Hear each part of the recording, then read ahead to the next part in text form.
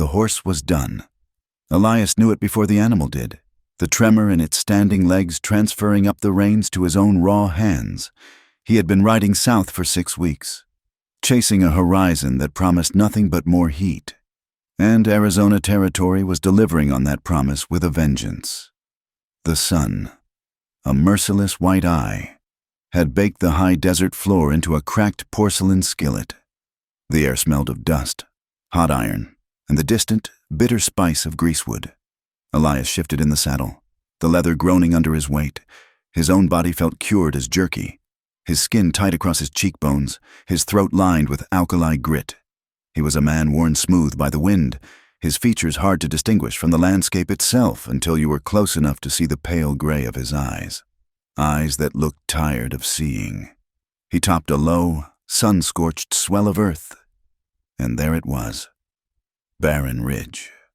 It was less a town than a scar, a handful of weathered pine and flat-topped adobe buildings clinging to the banks of a dry wash. It huddled under a massive fist of red rock, looking small and temporary. A cluster of tents and crude shacks spilled off its north end, likely miners or railroad men. This was a border town, which meant it served 3 purposes: to sell whiskey that could strip paint, to buy cattle that had been stolen, and to bury men who asked the wrong questions. Elias wanted none of it, but the canvas bags on his pack mule were flat. He needed flour, coffee, cartridges, and maybe a bottle of something strong enough to wash the memory of the last 500 miles out of his mouth. More than that, he needed a night where he was not moving. He nudged the horse forward, the animal letting out a long, weary sigh. The main street was axle-deep in fine, pale dust that rose in lazy clouds around his horse's hooves. A few men watched him pass from the shade of a mercantile's wooden awning, prospectors by their burned-out look. Faces hidden under brims of sweat-stained hats. They looked too tired to be trouble. A blacksmith's hammer rang out a steady, lonely rhythm. He passed the assay office, the land office with its peeling paint, and a barber shop that advertised hot baths for 50 cents. He stopped at the livery stable first. The hostler, a kid no older than 16 with a face like a dried apple, took the reins. "Just water and feed for the horse, grain for the mule," Elias said. His voice was rough, rusted from disuse. "I want 'em inside, out of the sun." "Yes, sir. That'll be $2. Elias pulled a worn leather pouch from his saddlebag, fished out the coins, and dropped them into the boy's hand. He didn't look at the horse as he turned away. It was easier not to. He stood on the street, the late afternoon sun beating on his shoulders. He needed a drink.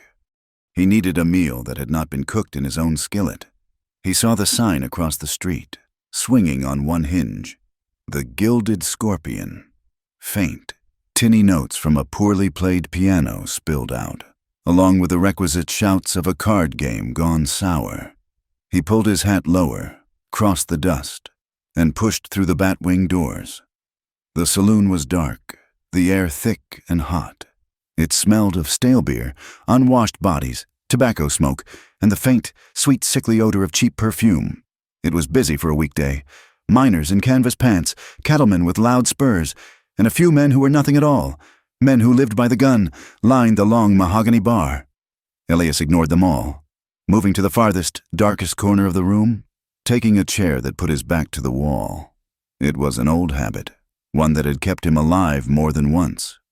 A woman moved through the haze. She was wiping down a nearby table, her back to him. She wore a simple calico dress, the color washed out to a pale, indeterminate gray. Her hair, the color of dark honey, was pinned up, but strands of it had escaped, clinging to the damp skin of her neck. When she turned, he saw her face, and he understood why a place like this kept her. She was beautiful, but it was a beauty that had been mistreated. There was a fineness to her bones, her jaw, her nose. That spoke of better stock than Barren Ridge. But her eyes were ancient.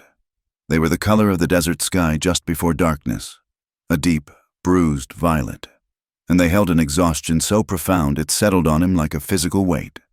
She looked like a thoroughbred mare forced to pull a coal wagon. She picked up her rag and a tray of empty glasses and moved to his table. "Whiskey," Elias said, before she could ask. She nodded, not meeting his gaze. "Bottle or a glass?" Her voice was low, tired, and held no trace of the false cheer the other barmaids were using. "Glass. And a steak, if the cook ain't too drunk." "He's always drunk," she said, still looking at the table. "But he can find the skillet." She walked away, her hips moving with a weariness that belied her youth. Elias watched the men at the bar. Their eyes followed her, hungry and assessing. She seemed to have perfected the art of moving through their gazes without acknowledging them, a ghost in her own life. Elias was not like them. He was quiet, still, his clothes coated in trail dust, not saloon grime. He hadn't shaved in a month, but his gear was clean.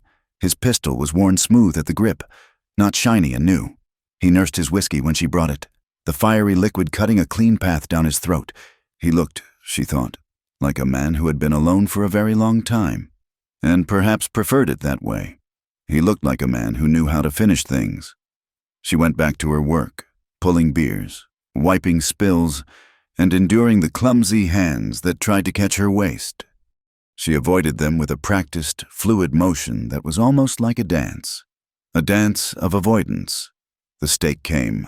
It was tough, burned on the outside and bloody in the middle, but it was hot, and it was beef. Elias ate slowly, methodically, his gaze sweeping the room, noting the exits, the faces, the weapons. He was just a man passing through, but the world was a tangle of trouble, and he had a deep-toed instinct for sniffing it out before it found him. The trouble found him anyway. It was full dark when the doors to the Gilded Scorpion slammed open. Crashing against the interior walls, the piano music died in a discordant jangle of keys. The loud talk ceased. 3 men filled the doorway. They were not miners. They were not ranchers. They were the kind of men who took and who enjoyed the taking. They wore range clothes, thick with dirt, and their gun belts were slung low and tied down. The one in the lead was a big man with a face like a poorly carved piece of wood, splinters of beard covering a weak chin. His eyes, small and black, scanned the room before landing on the bar. His name was Harkin, and he worked for a man who owned the valley, or at least thought he did. "Where is she?" Harkin's voice was a wet growl. The bartender, a portly man with a nervous twitch, gestured with his chin toward the back room. "Clara," Harkin bellowed. "Get your worthless hide out here. We're leaving." The barmaid, Clara, emerged from the storeroom, her arms full of clean glasses. When she saw the men, her body went rigid. It was not just fear Elias saw in her, though there was plenty of that. It was a cold, deep, paralyzing terror, the kind a rabbit feels when it hears the hawk's shadow pass over. The glasses in her hands began to tremble, a tiny, rattling sound that was painfully loud in the silenced room. "I told you, Harkin," she said, her voice shaking but trying for defiance. "I ain't going back. I'm paid up." Harkin laughed, a short, ugly bark. He stalked toward her, his spurs ringing on the floorboards. "You ain't paid up. You're never paid up. Luther says you're his property, and he wants his property back." He reached her in 3 strides and grabbed her arm, his fingers digging in. "You belong to Luther Ray!" Clara cried out, a sharp intake of breath and pain. She tried to twist away, but he held her fast. "Let go of me! I ain't—" "You ain't nothing but what he says you are," Harkin sneered and began to drag her toward the door. Elias watched. He felt the old, familiar sickness rise in his gut, the sickness of involvement. He looked down at his glass. This was not his fight. This was not his town. He had ghosts of his own to wrestle. He did not have room for hers. He had learned, the hard way, that stepping in only got people killed. He had learned that the night his brother, young Daniel, had swung from a cottonwood for a fight Elias had started. He closed his eyes. He would finish his drink, and he would leave. But the woman was fighting. She was not screaming for help. She was fighting, kicking at Harkin's shins, clawing at his hand, a wildcat in a snare. "Get off me, you son of a—" Harkin backhanded her. The sound was sharp, A crack that echoed in the saloon. It was not a slap. It was a blow, meant to break. Clara reeled, falling against a table. She tasted blood. The room spun. Harkin grabbed a handful of her hair, yanking her head back. "I'll teach you manners when we get you back to the ranch, you little—" And then Clara saw him. The quiet man in the corner. The man with the dead gray eyes who had been watching everything. He was not looking at her with pity, or with the hot, excited flush that the other men in the room wore. He was just watching. A stone watching the water. He was her only chance. He had no chance at all. In an act of pure, unthinking survival. A desperate lunge born of absolute terror. Clara wrenched herself free of Harkin's grasp. She did not run for the door. She did not run for the bar. She ran at Elias. She threw herself at him, stumbling the last 2 feet, landing hard in his lap, her slight weight almost knocking the wind from him. She was all sharp angles and trembling fear. She smelled of soap, whiskey, and the metallic tang of her own blood.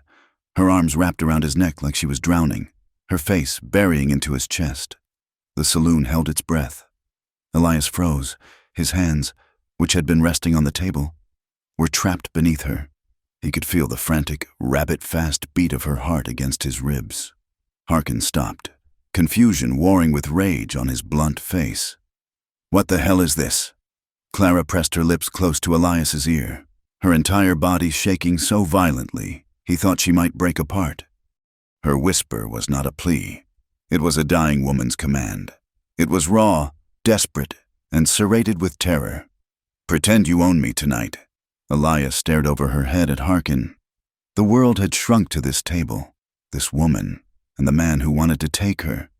He could feel the cold weight of the Colt on his hip. He could feel the throb of his old wounds. He could smell the lie in her hair. He did not want this. God, he did not want this. Harkin took a step closer, his hand dropping to his holster. "Mister, that's Luther Ray's property you got on your lap. I suggest you move her." Elias did not move. He looked at Harkin, and his gaze was flat, gray, and empty as a winter sky. He slowly, deliberately, brought his right hand up and settled it on Clara's waist. A gesture of possession. A claim. Clara flinched at his touch, a tiny, involuntary tremor. But she pressed herself closer, hiding her face in his shoulder. "Ladies with me," Elias said. The words came out like stones scraped from a dry well. The tension in the room became a living thing. It was a tight wire, humming, ready to snap. Harkin's 2 men fanned out, their hands hovering over their guns. The patrons of the Gilded Scorpion were melting into the walls, trying to become invisible. Harkin's face mottled, the red creeping up his thick neck. "You don't know who you're messing with. Friend, that girl is—" "I heard you," Elias said. His voice did not rise. It did not need to. "She's with me tonight. You can take it up with her in the morning. If she's of a mind to—" He was offering a way out, an excuse, a cooling-off period. Harkin was not smart enough to take it. "She ain't got a mind. She's got a brand. Luther's brand. Now push her off, or I'll draw on you where you sit." Brand. The word hung in the air, ugly and final. Elias felt Clara's fingers dig into his shoulders, her nails biting into his skin through his shirt. Elias did not look at Harkin. He looked at the man to Harkin's left. He looked at the man to his right. He calculated the distance. He counted the heartbeats. "Then you'd best draw," Elias said. Silence. The man on the left licked his lips. The man on the right shifted his weight. Harkin's hand was white on the grip of his pistol, but he did not draw. He had come for a girl, not a gunfight with a man who looked like he had nothing left to lose. Harkin stared at Elias for a long, heavy 10 seconds. He saw the stillness in the man's eyes, the utter lack of fear, and it made his own blood run cold. This was not a drunken cowboy. This was something else. "This ain't over," Harkin spat, pulling his hand away from his gun. "This ain't near over. Luther will hear about this. He'll send men. He'll send a damn army for her. And for you." He pointed a thick finger at Elias. "You just bought yourself a whole heap of dying, Mr. He turned, his boot striking the floor hard, and stormed out, his 2 men following close behind, relief plain on their faces. The bat-wing doors swung wildly in their wake. For a moment, the saloon was utterly still. Then, slowly, like water starting to seep back into a dry creek, the noise returned. A man coughed. A chair scraped. Someone ordered a drink in a low voice. Clara did not move. She remained in Elias's lap, trembling so hard he thought her bones might be rattling. She was heavy now, all her fight gone, replaced by a leaden weight of reaction.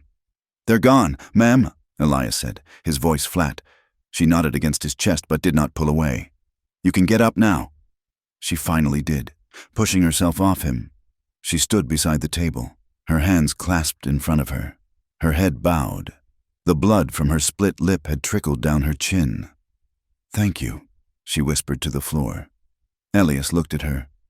He saw the bruise already darkening on her cheek, the terror still swimming in her eyes. He saw the way she wrapped her arms around herself, as if trying to hold her own pieces together. "You'd best get your things," Elias said, pushing his chair back and standing up. He tossed a few coins on the table for the steak and the whiskey. Clara looked up, confused. "My things?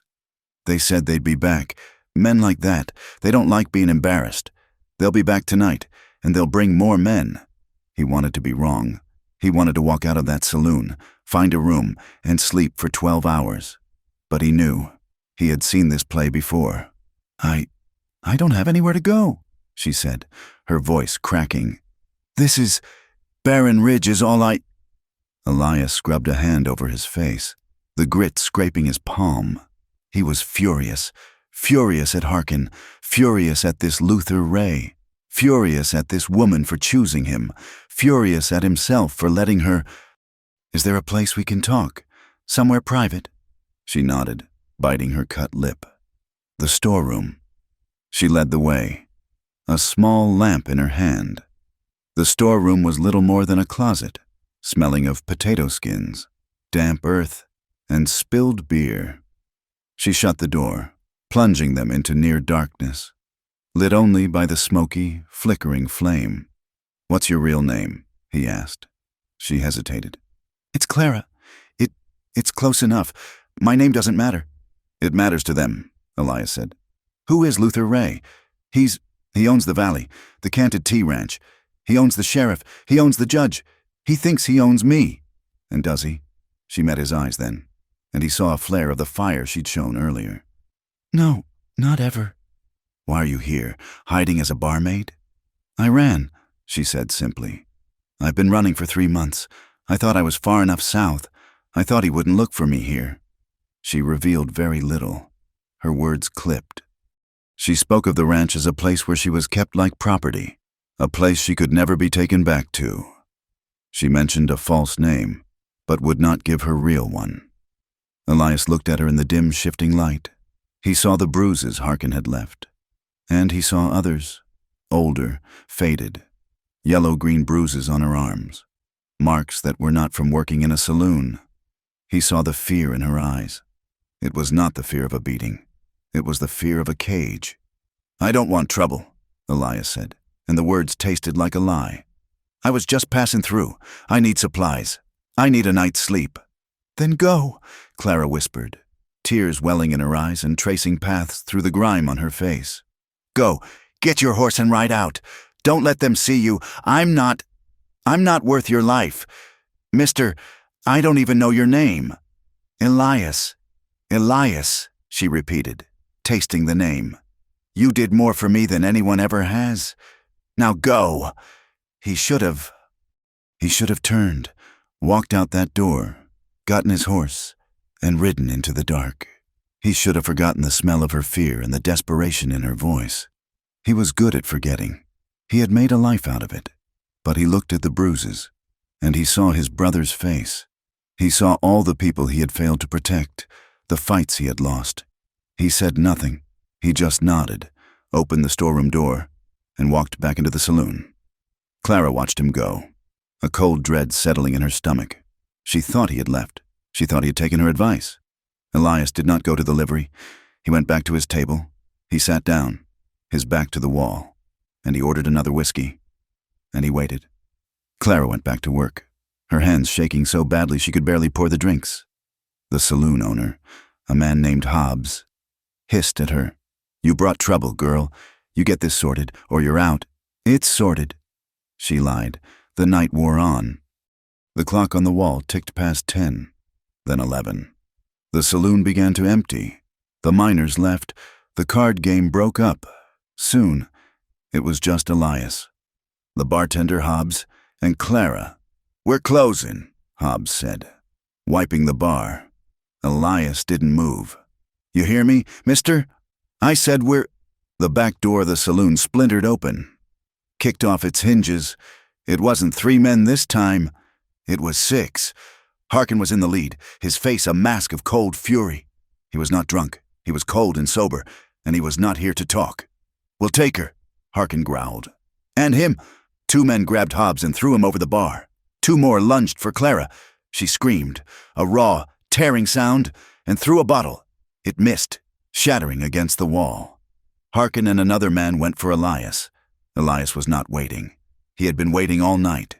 He kicked the table over, the heavy wood crashing into Harkin's legs. The other man raised his pistol. Elias already had his drawing. The gunshot was deafening in the enclosed space.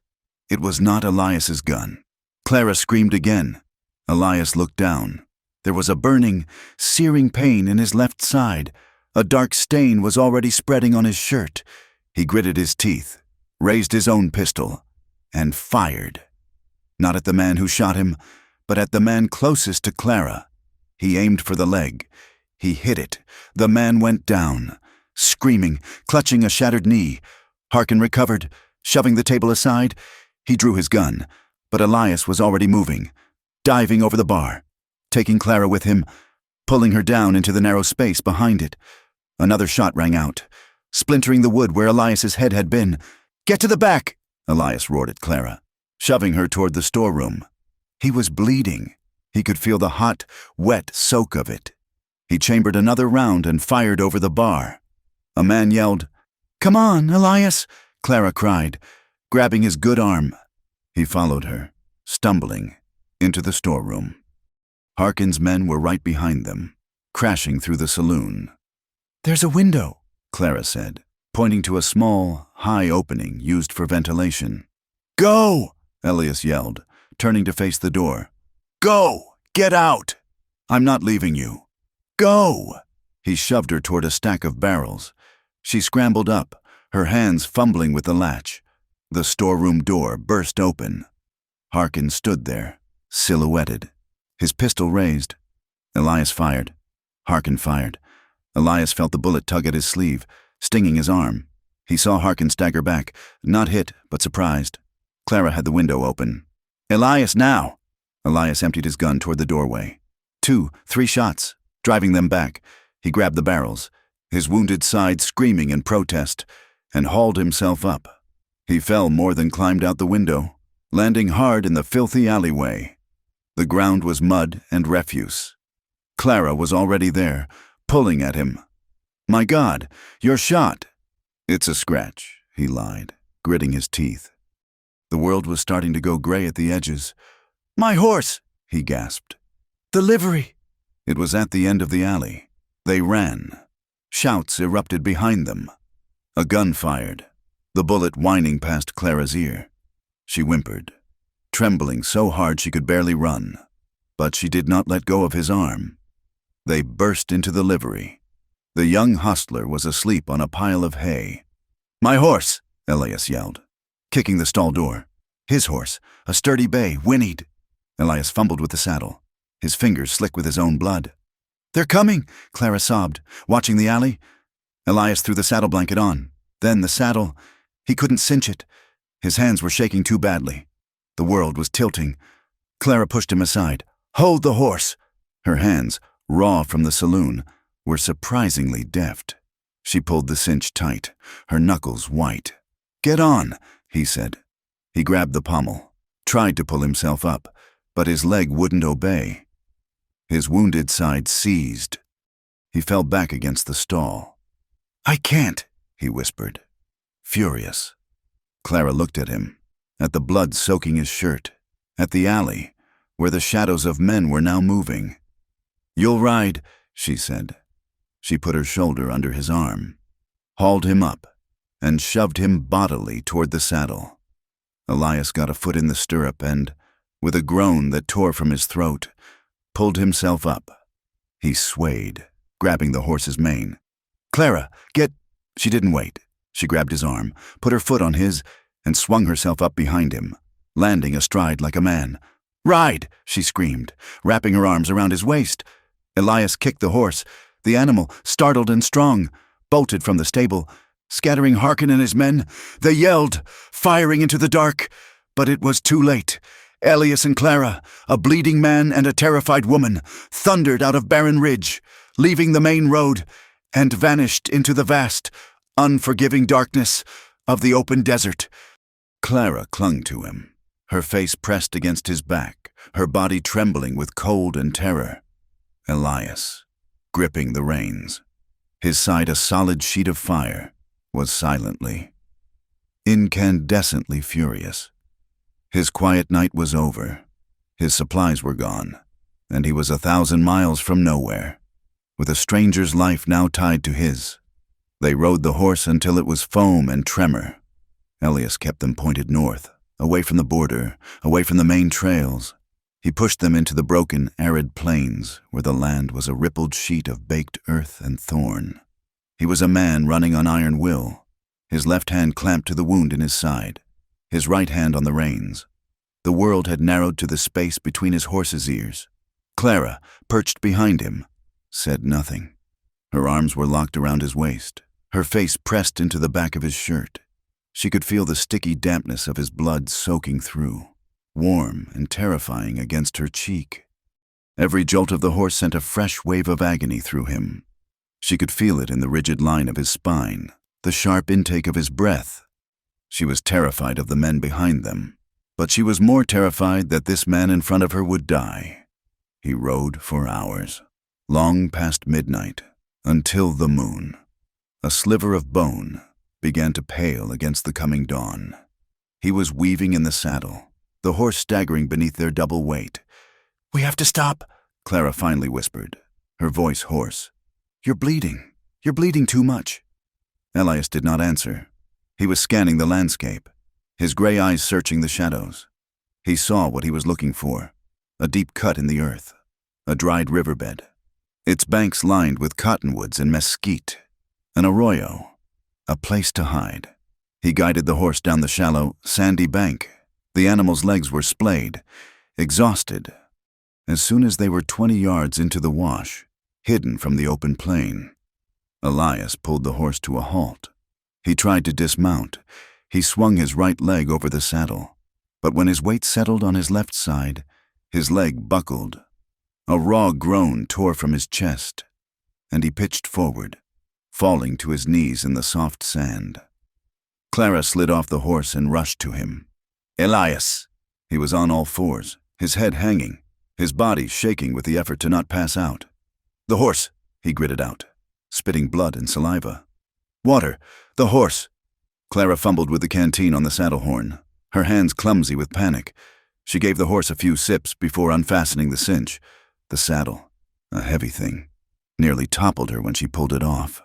The horse, grateful, lipped at the sparse, dry grass on the arroyo bank. She turned back to Elias. He had managed to roll onto his back, his arm thrown over his face. The front of his shirt was a solid, dark mass. "I have to see it," she said, her voice shaking. "Leave it," he rasped. "It will fester. You'll die. You can't die." She would not let him die. She grabbed the hem of his shirt and ripped it upward. He cursed, a sharp, violent sound. But he was too weak to stop her. The lamplight in the saloon had hidden the worst of it. The bullet had gone in clean, high on his left side, just above the hip, missing bone but tearing through flesh. It was a deep, ugly trough, still weeping blood in the gray dawn light. "Oh, God," she breathed.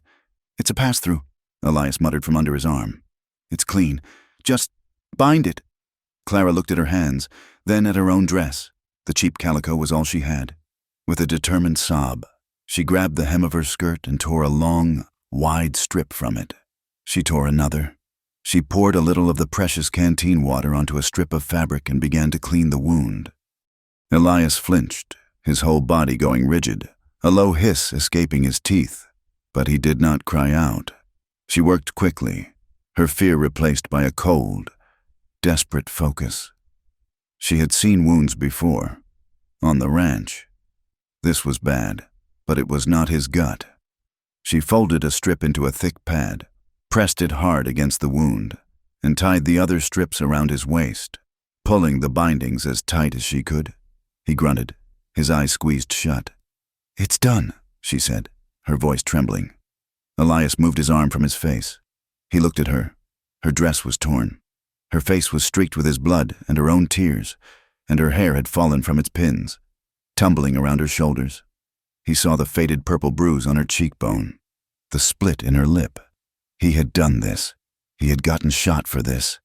He looked away, staring up at the pale yellow sky. "We can't stay here long. We can't move either," she retorted. "You're half dead." He did not argue. He was too tired. He closed his eyes. Clara watched him, a terrible cold settling into her bones. The sun was rising, but it brought no warmth. She was alone in the desert with a bleeding man, hunted by animals. She had nothing. No food, no water save for the half-empty canteen, no weapon. She was wearing saloon shoes, thin slippers that were already torn. Elias, she realized, had lost his mule, his supplies, everything, back at the livery. All he had was his pistol, still holstered, and his knife. He had given his bedroll to her. He had unstrapped it from the saddle before he collapsed and pushed it at her. "Don't light a fire. Stay low."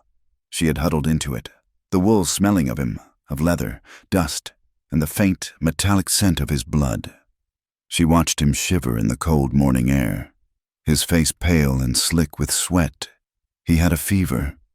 She waited until he was breathing in the shallow, rough rhythm of sleep, and then she draped the bedroll over him. He woke her by grabbing her wrist. His eyes were open, lucid, and cold as stone. He had pushed the bedroll off. "Don't," he said, his voice a rasp. "I'm fevers. I need the cold." "You're freezing," she insisted. "And you're alive. You've got no meat on you. You'll freeze first." He pushed the bedroll back at her. "Don't argue." She pulled the blanket around her shoulders. Defeated.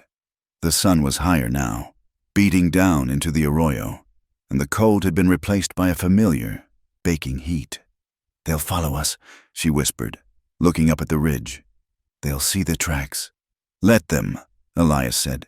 He had pushed himself into a sitting position against the sandy bank. His face was gray, but his eyes were clear. "We're in the wash. Tracks will be hard to find in the open. They'll expect us to follow the road. We ain't." "Who are you?" she asked, her voice small. Why did you help me?" Elias looked at his hands. They were scraped raw from his fall. I just got in the way." "They shot you." "It wasn't the first time." He looked at her, his gaze sharp. "Now you talk. I'm bleeding for a story I don't know. I figure I earned it. Who is Luther Ray? And why does he want you back so bad he'd send 6 men? Clara pulled her knees to her chest, wrapping her arms around them. She stared at the dry creek bed, the cracked mud looking like a puzzle. "My name is Clara Wainwright," she began, the name sounding strange on her own tongue. "I'm from the East, from Missouri. My parents, they died of cholera 2 years back. My uncle Horace, he took me in." She stopped, swallowing. "He was a weak man. He had land, good land, by the river, but he liked to drink.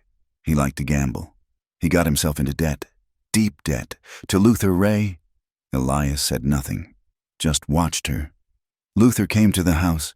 I was 18 then. He looked at me.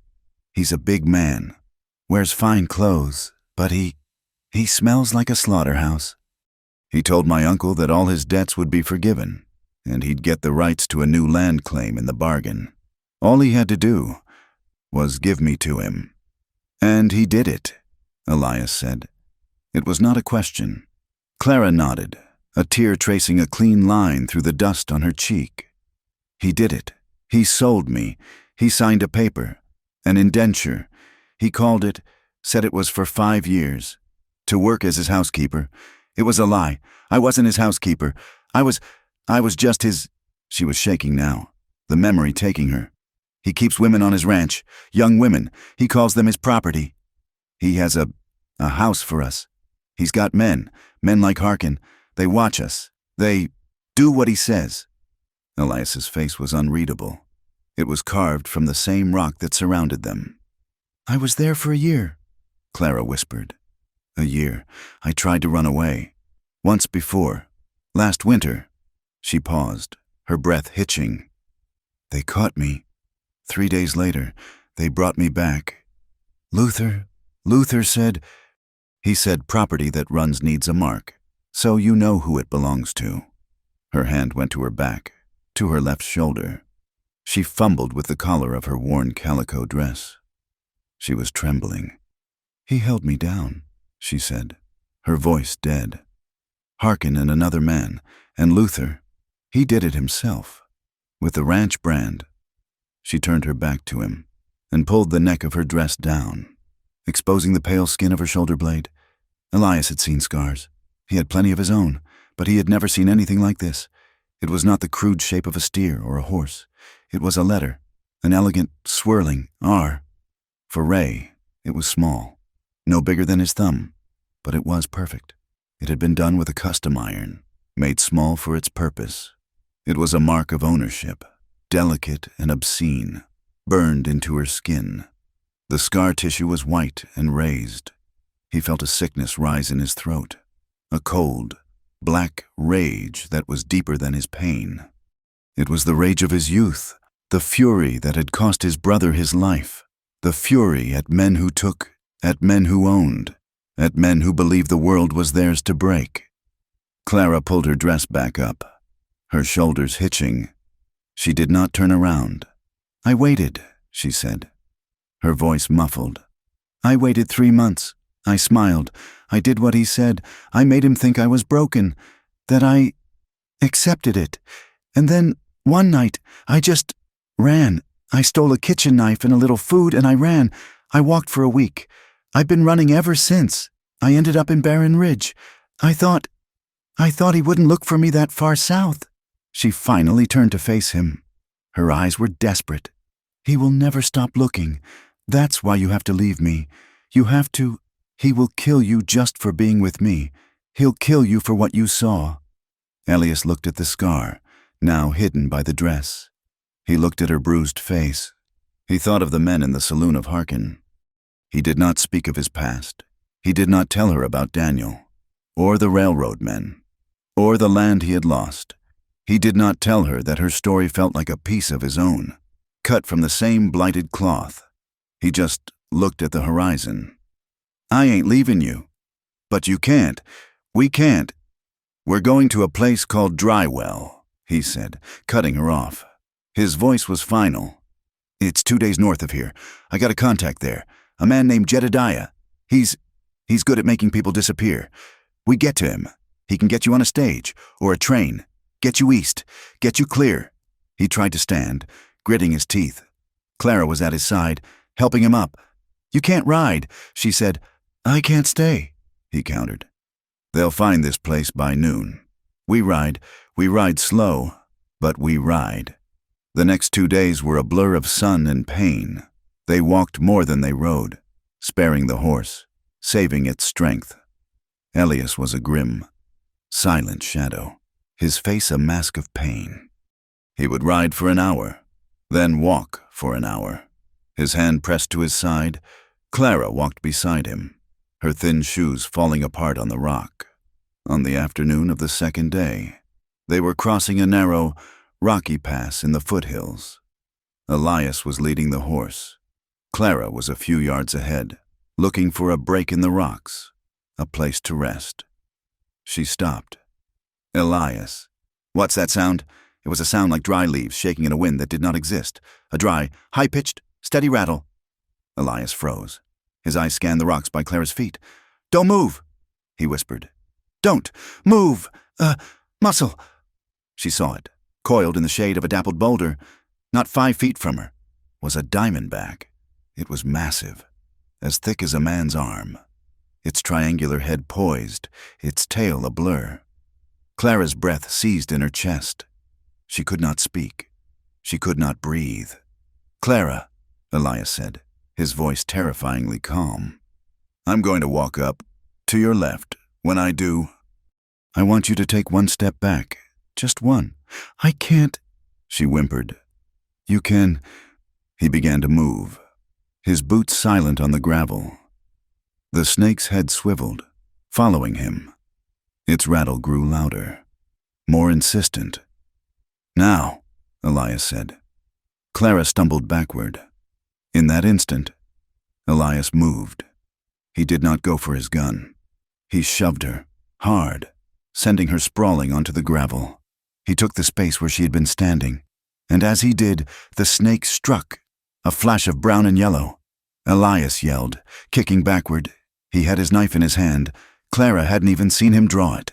He struck down, pinning the snake's head to the ground, the blade sinking deep. The snake's body thrashed, coiling around his leg, but he held it, pushing the knife through the rock and spine. It was over in seconds. The snake went limp. Elias was breathing hard. Clara scrambled to her feet. "It got you! Elias, it got you!" He looked down. His boot was torn. There was a long scratch on his ankle, just above the leather, beaded with blood and venom. "No," he grunted, shaking his head. "It grazed me. Fangs tore the boot." Clara rushed to him. She grabbed his canteen and, ignoring his protests, knelt and poured the last of their water over his ankle, washing the venom away. "Clara, damn it, that's all the—" "Be quiet," she snapped. She ripped another, smaller piece from her ruined skirt and wiped the wound clean. It was a shallow cut, bleeding freely, but there were no puncture marks. The fangs had only scratched him. She sat back on her heels, her entire body shaking with reaction. He had done it again. He had put himself between her and death. He stood over her, breathing hard, his hand on his wounded side. He looked down at her, at the top of her head, her dark honey hair wild with dust and twigs. She looked up at him.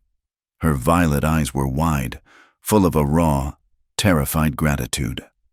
They stayed that way for a long moment. The desert was silent, save for the wind whistling through the rocks. The tension between them was no longer just fear. It was something else, a current, running hot and fast. He saw her, really saw her, not as a victim, not as a job, but as a woman with a fire in her that matched his own. She saw him, not as a savior, but as a man just as broken as she was, trying to hold the world at bay. Elias was the one who broke it. He pulled away, his face hardening. He grabbed the dead snake by the tail. "We should cook that," he said, his voice rough. "Can't waste the meat." He turned and walked back to the horse, leaving her kneeling in the dust. They reached Drywell late the next day. It was not a town. It was a clearing in the highlands, a cluster of pines, and a single cabin, or what was left of it. Elias stopped the horse, his heart sinking. The cabin was a pile of charred, smoking logs. The roof was gone. The stone chimney stood alone, a black monument to a disaster. The air smelled of soot and death. "No," Elias whispered. Clara came up beside him. "Elias, what is this?" "This is Jed's place." He walked forward, his gun in his hand, though he knew it was too late. The ruins were cold, but not that cold. This has happened recently, maybe yesterday. "Jed," he called out. "Jedediah," only the wind answered. He found the body near the creek, face down in the mud, an older man with a gray beard. He had been shot in the back. "Elias," Clara said, her voice shaking. She was pointing to the ground near the burned cabin. Hoof prints, at least 6 horses, and a spent cartridge, half buried in the ash. Elias picked it up. It was from a new model rifle, not Jed's old sharps. "It's them," Clara breathed, her hand going to her mouth. "It's Luther's men, but how—" How did they know? Elias stared at the smoking ruins of his only plan. He had led them here. He had led them straight to Jed. Harkin, or men like him, had known his contacts. They had cut him off. They were not just chasing Clara. They were hunting him. The world, which had been small, suddenly felt like a cage. That night, they made a cold camp in the rocks 1/2 mile from the ruin. Neither of them spoke. The death of Jedediah lay between them, a cold, heavy stone. Elias was mourning his friend and his own failure. Clara was consumed by guilt. She was a plague, bringing death to everyone she touched. Elia took the first watch. He sat with his rifle, staring into the darkness, his mind racing. He had no plan. He had no contact. He was wounded, low on ammunition, and responsible for a woman who was being hunted by a man with a private army. He must have dozed, his exhaustion and the dull throb from his side finally claiming him. He was woken by the scream. It was not a yell. It was a sound of pure, primal terror, ripped from a place of absolute darkness. Clara. He turned, his gun leveled, his heart pounding. She was on her feet, her eyes wide and unseeing, her hands thrown up as if to ward off a blow. "No," she was sobbing. "No, please, not again. Luther, no, please." She was caught in a nightmare, reliving the ranch, the brand. "Clara," Elias said, his voice sharp. She did not hear him. She stumbled backward, away from an invisible threat, and her name tore from her throat. "Elias!" He was at her side in an instant, grabbing her arms. "Clara, wake up! You're safe!"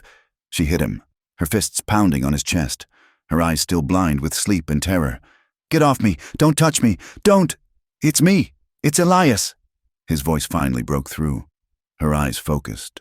She saw his face, pale in the moonlight. And she broke. Her body seemed to collapse, all the fight draining out of her. She fell against him, her arms wrapping around his neck, and she clung to him. She was not the woman who had tended his wound. She was not the woman who had faced Harkin. She was a terrified, broken child. "Don't let them take me," she sobbed, her voice muffled against his shirt. "Please, Elias, don't let them take me back. I can't go back. I'd rather die. I'd rather you shot me. Please." Elias stood rigid, his hands at his sides. He was not a man who comforted. He did not know the words. He could feel her whole body shaking against his, her tears soaking his shirt. He could smell the soap in her hair, feel the warmth of her breath. He should have pushed her away. He should have set her back on her bedroll and walked away, back to his watch. That was what the Elias he knew would have done. But he heard her words. "I'd rather you shot me." His hands, slowly, came up. He hesitated, his arms stiff and awkward. And then he put them around her. He held her. He did not say, "It's all right." He did not say, "You're safe." They were lies.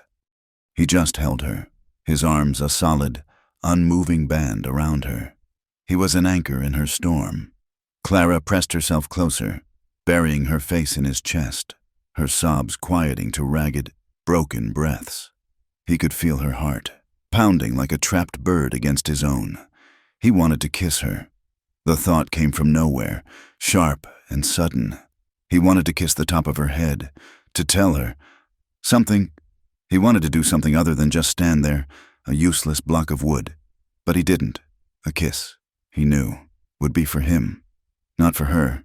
It would be a weakness. It would be taking advantage of her terror, and he would be no better than Luther Ray. So he just held on, his right hand splayed across her back, his fingers finding the thin fabric of her dress. He felt the shape of her shoulder blades. He felt the raised white line of the scar. Even through the cloth, his hand tightened. His grip became fierce, possessive, his fingers pressing into her, as if he could physically hold her together, as if he could crush the scar, undo the past, and keep the entire world at bay through the sheer, furious strength of his grip. He did not kiss her. He did not speak. He just held her, and in the cold, Highland darkness, Elias knew his own walls were breaking. The high country did not welcome them. It merely tolerated their presence with a cold, indifferent silence. Elias drove them upward, away from the baked hardpan of the valley floor and into the jagged spine of the mountains. He knew that Luther Ray's men were trackers, men who could read a snapped twig or a disturbed stone like a morning newspaper.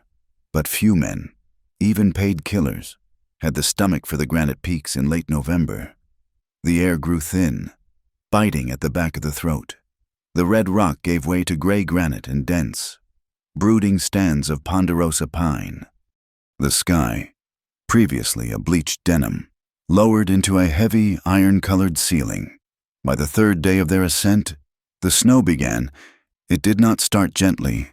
It came in hard, horizontal sheets, driven by a wind that screamed through the canyons. "We can't keep moving," Clara shouted over the wind. She was wrapped in Elias's bedroll, shivering so violently her teeth clicked together. The horse was struggling, plunging chest-deep into drifts that had accumulated in the lees of the rocks. Elias wiped ice from his eyelashes. He spotted a structure half buried in a grove of aspen, a low, squat shape of rough-hewn logs. It was a hunter's shack, likely abandoned years ago by a trapper who had either moved on or died in a winter just like this one. "There," Elias pointed. They broke the door in. It was hanging by a single leather hinge. The inside smelled of ancient wood smoke, rat droppings, and damp earth, but it was out of the wind. There was a stone hearth, a crude table, and a sleeping platform raised off the dirt floor. Elias saw to the horse first, stabling it in a lean-to against the east wall, rubbing the animal down with a handful of dry moss before he tended to himself.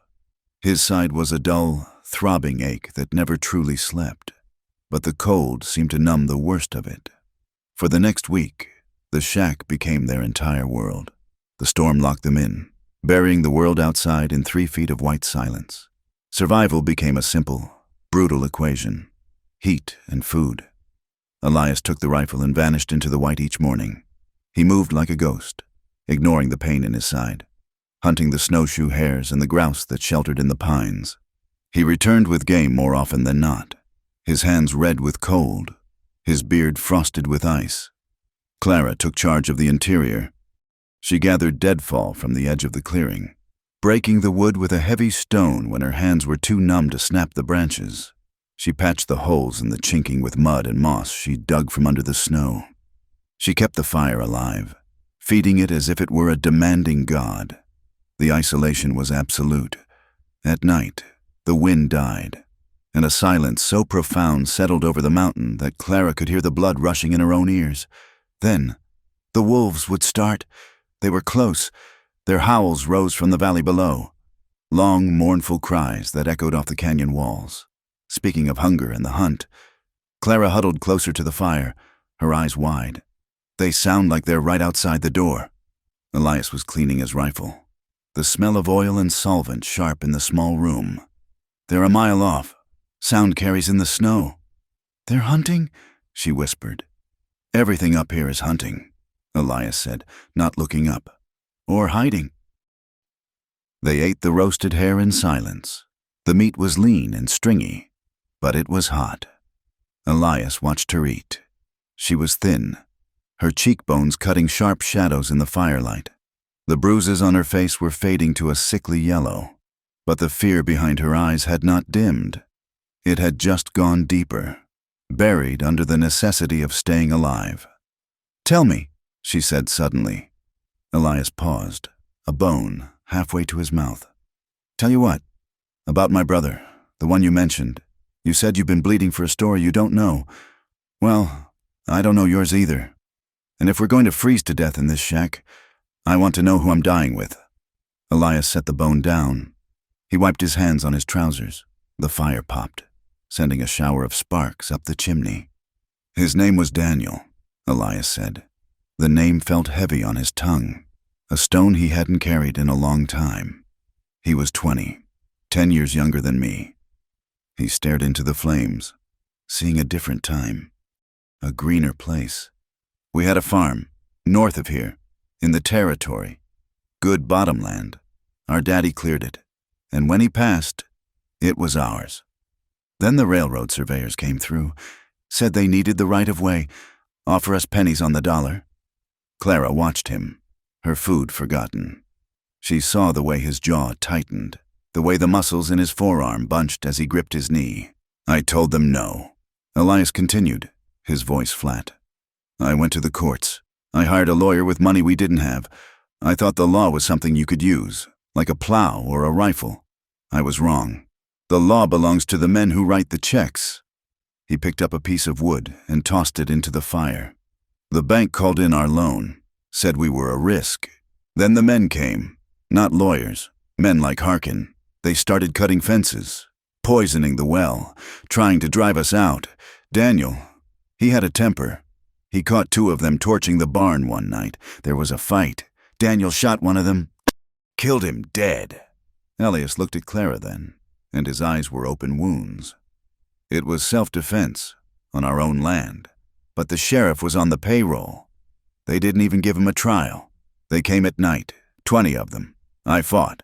I took 3 of them down before they clubbed me senseless. When I woke up, he stopped. He took a breath that shuddered in his chest. When I woke up, the barn was ash, and Daniel was swinging from the cottonwood by the creek. Clara let out a soft, pained sound. She reached out across the space between them. I lost the land, Elias finished, his voice hollow. I lost the farm. I lost everything. I spent 2 years hunting the men who did it. I found most of them. But it didn't bring him back. It just made me into a drifter. A man who can't stay in one place because the ghosts get too loud if he stops. He looked at his hands, scarred and rough. So now you know. I ain't a hero. Clara, I'm just a man who failed the only person he was sworn to protect. Clara moved then. She did not stand up. She shifted on the dirt floor, reaching out until her hand covered his.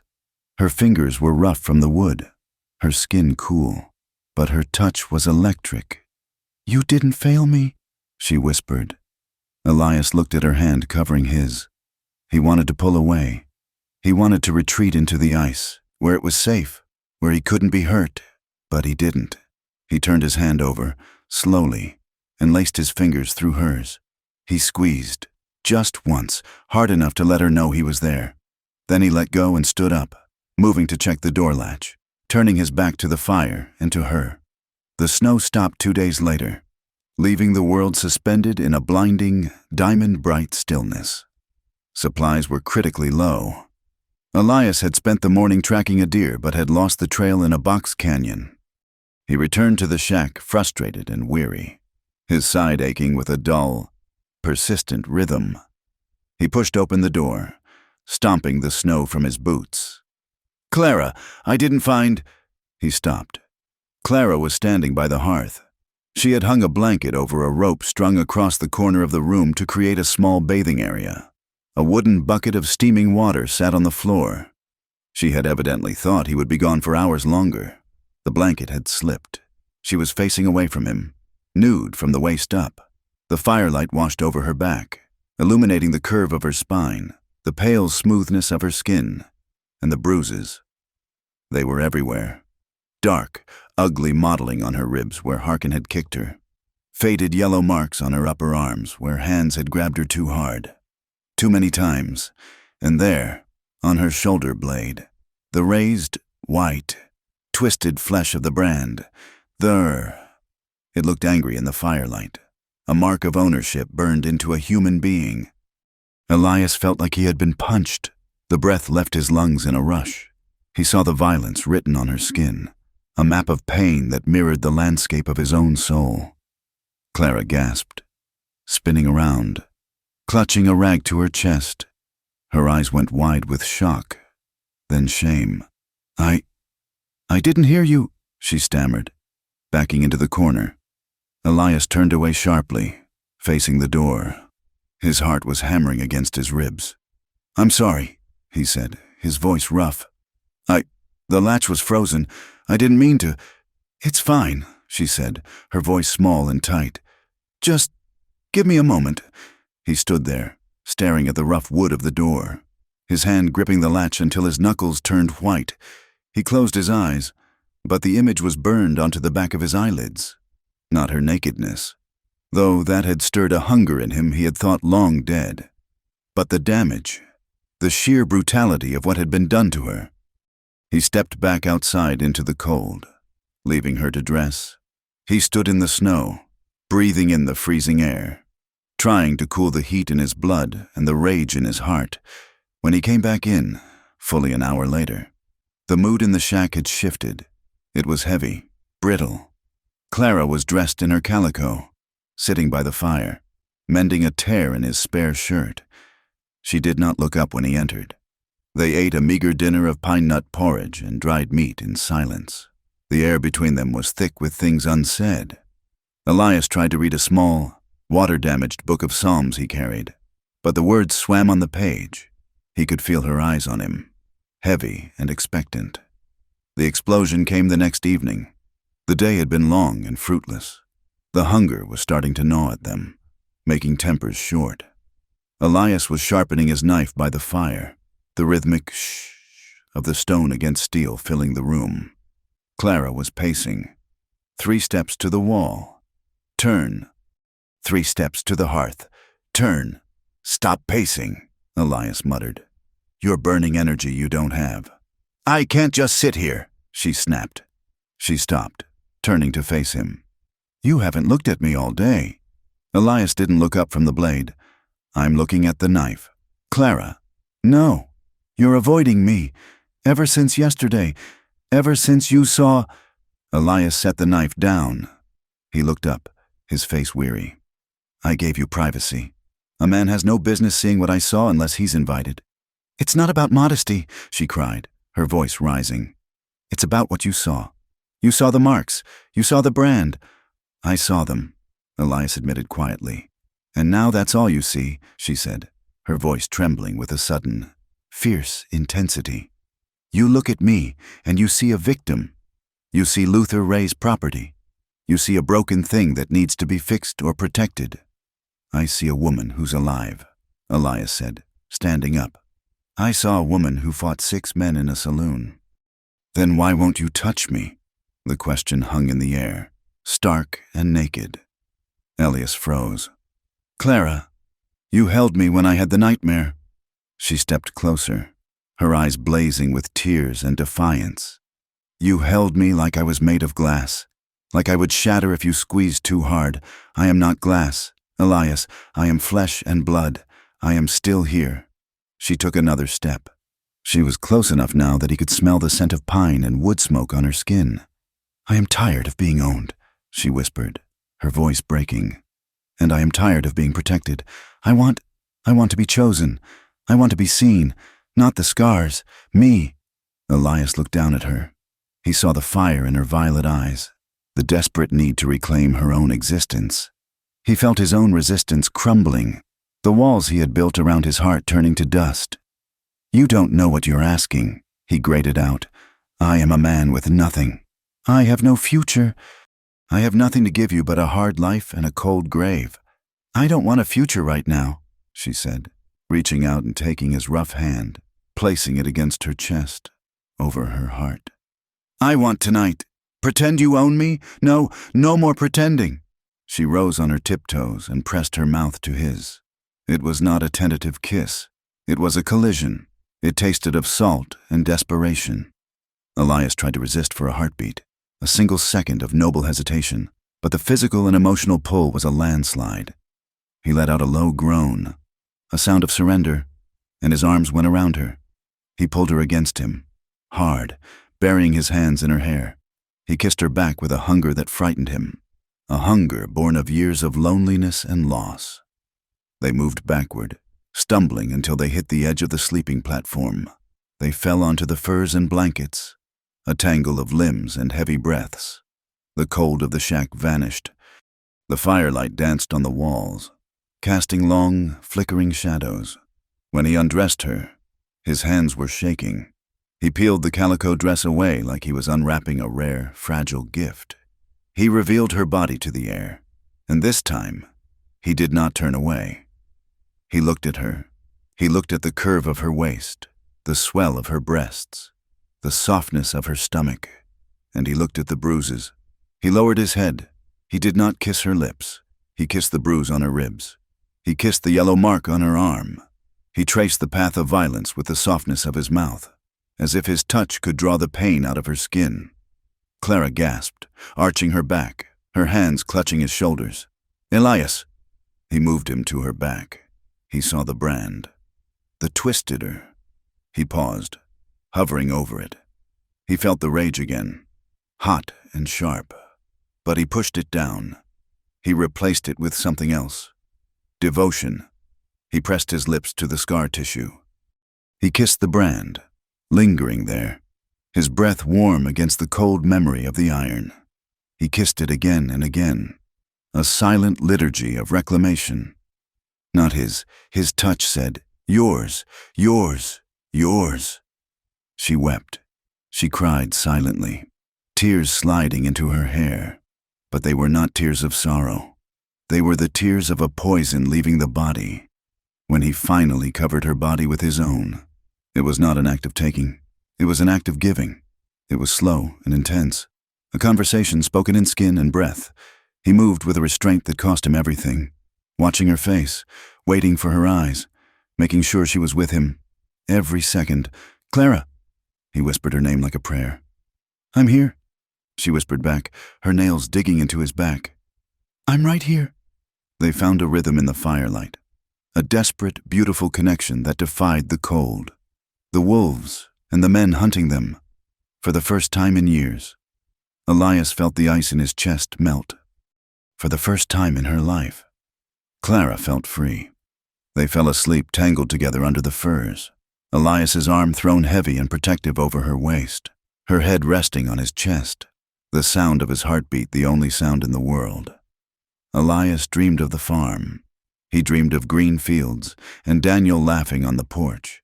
But in the dream, Clara was there too, standing in the tall grass, smiling, without a bruise on her. He woke up with the sun on his face. It was a bright, piercing morning light streaming through the cracks in the chinking. The fire had burned down to gray ash. Elias reached out, his hand seeking the warmth of her skin. He touched cold fur. His eyes snapped open. He sat up, the furs falling to his waist. "Clara?" The shack was empty. The silence was different now. It wasn't peaceful. It was hollow. He swung his legs out of the bed, ignoring the stiffness in his wounded side. He scanned the room. Her dress was gone. Her boots were gone. The wooden bucket was overturned. On the rough-hewn table, held down by a heavy stone, was a scrap of paper. It was torn from the back of his psalm book. Elias walked to the table, his legs feeling like lead. He picked up the paper.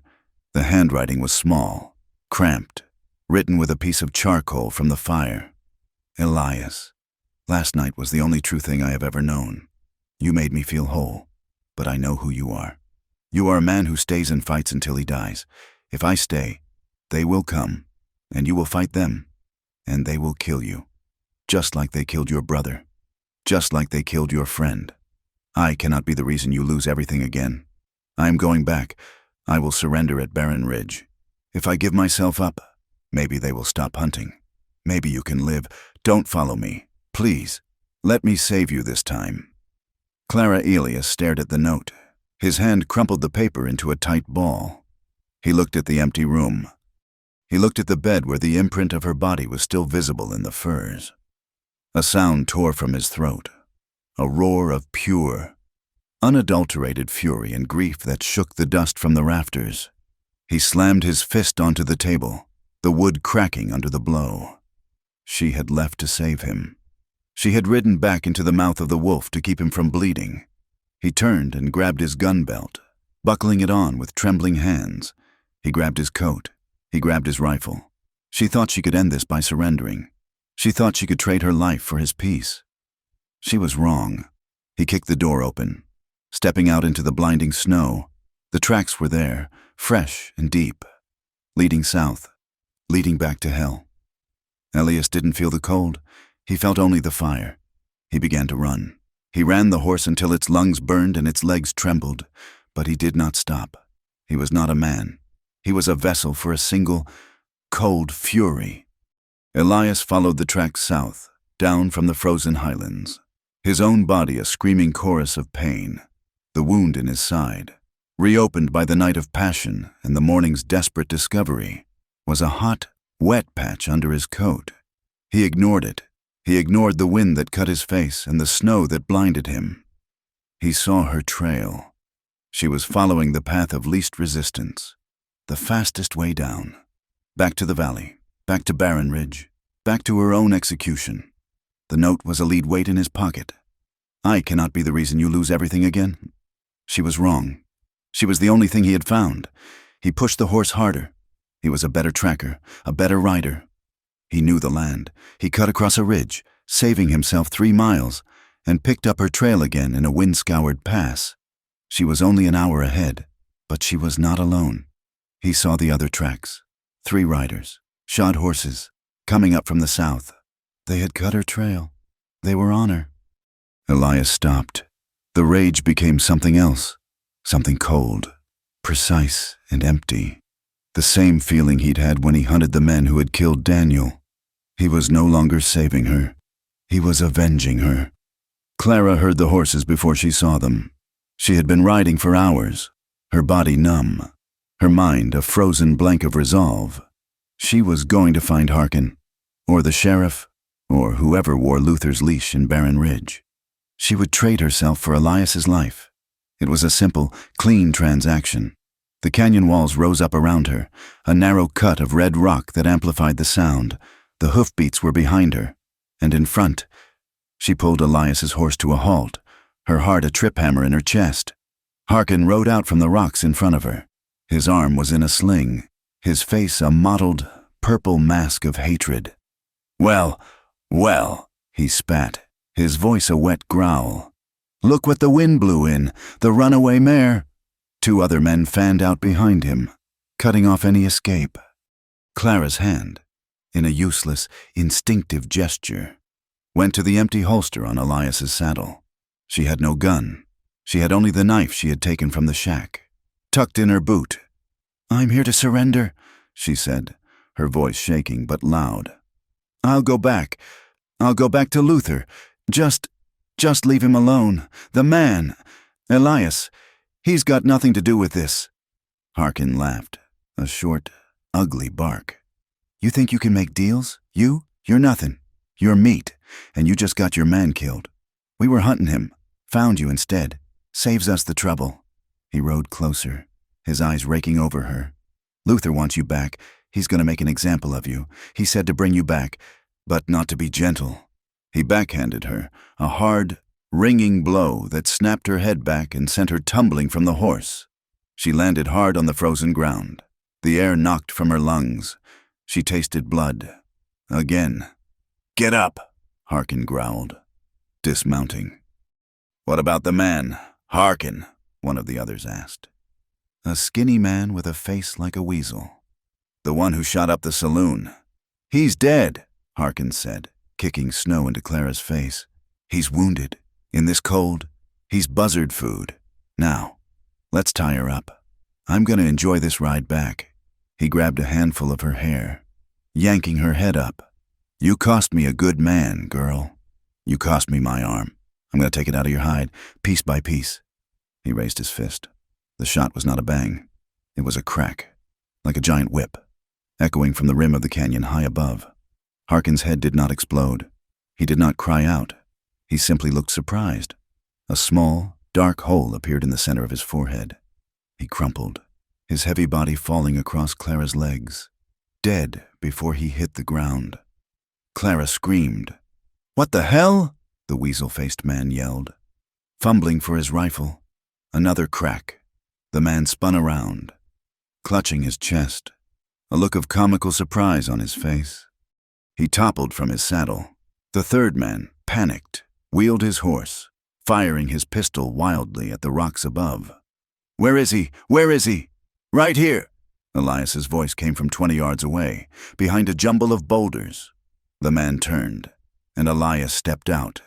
He was not on the rim. He was here. He had circled them, silent as the snow. His face was a mask of white rage. His shirt was soaked in blood. He held his pistol in a two-handed grip. The man raised his rifle. Elias fired. The man fell. Silence. The canyon was utterly still. The smell of gunpowder hung heavy and sharp in the cold air. Clara was hyperventilating, trapped under Harkin's body. "Elias," she choked out. He was on her in a second, not looking at her, his eyes still scanning the rocks. He hauled Harkin's body off her, his breath coming in ragged gasps. He grabbed her arm, pulling her to her feet. "Are you hit?" he demanded, his voice a stranger's. "No," she sobbed. "No, Elias, your side." He looked down. The front of his coat was a solid, dark stain. He had taken a bullet. The third man, in his wild firing, had gotten lucky. A high, glancing shot to the shoulder. But his old wound, the one in his side, was torn open completely. He was bleeding from two places. "It's nothing," he said, but his knees buckled. He fell against the canyon wall, sliding down into a sitting position. The pistol dropped from his numb fingers. "Elias!" Clara screamed, scrambling to him. He was pale, his lips blue, his eyes, usually so sharp and gray, were clouded. "Get the horse," he wheezed. She ran, grabbing the reins of the nervous animal. She brought it to him. "I can't," he whispered. He tried to push himself up, but his arms had no strength. "I can't ride." "You will," she cried. She was frantic. She put her shoulder under his arm, trying to lift him. It was like trying to lift a side of beef.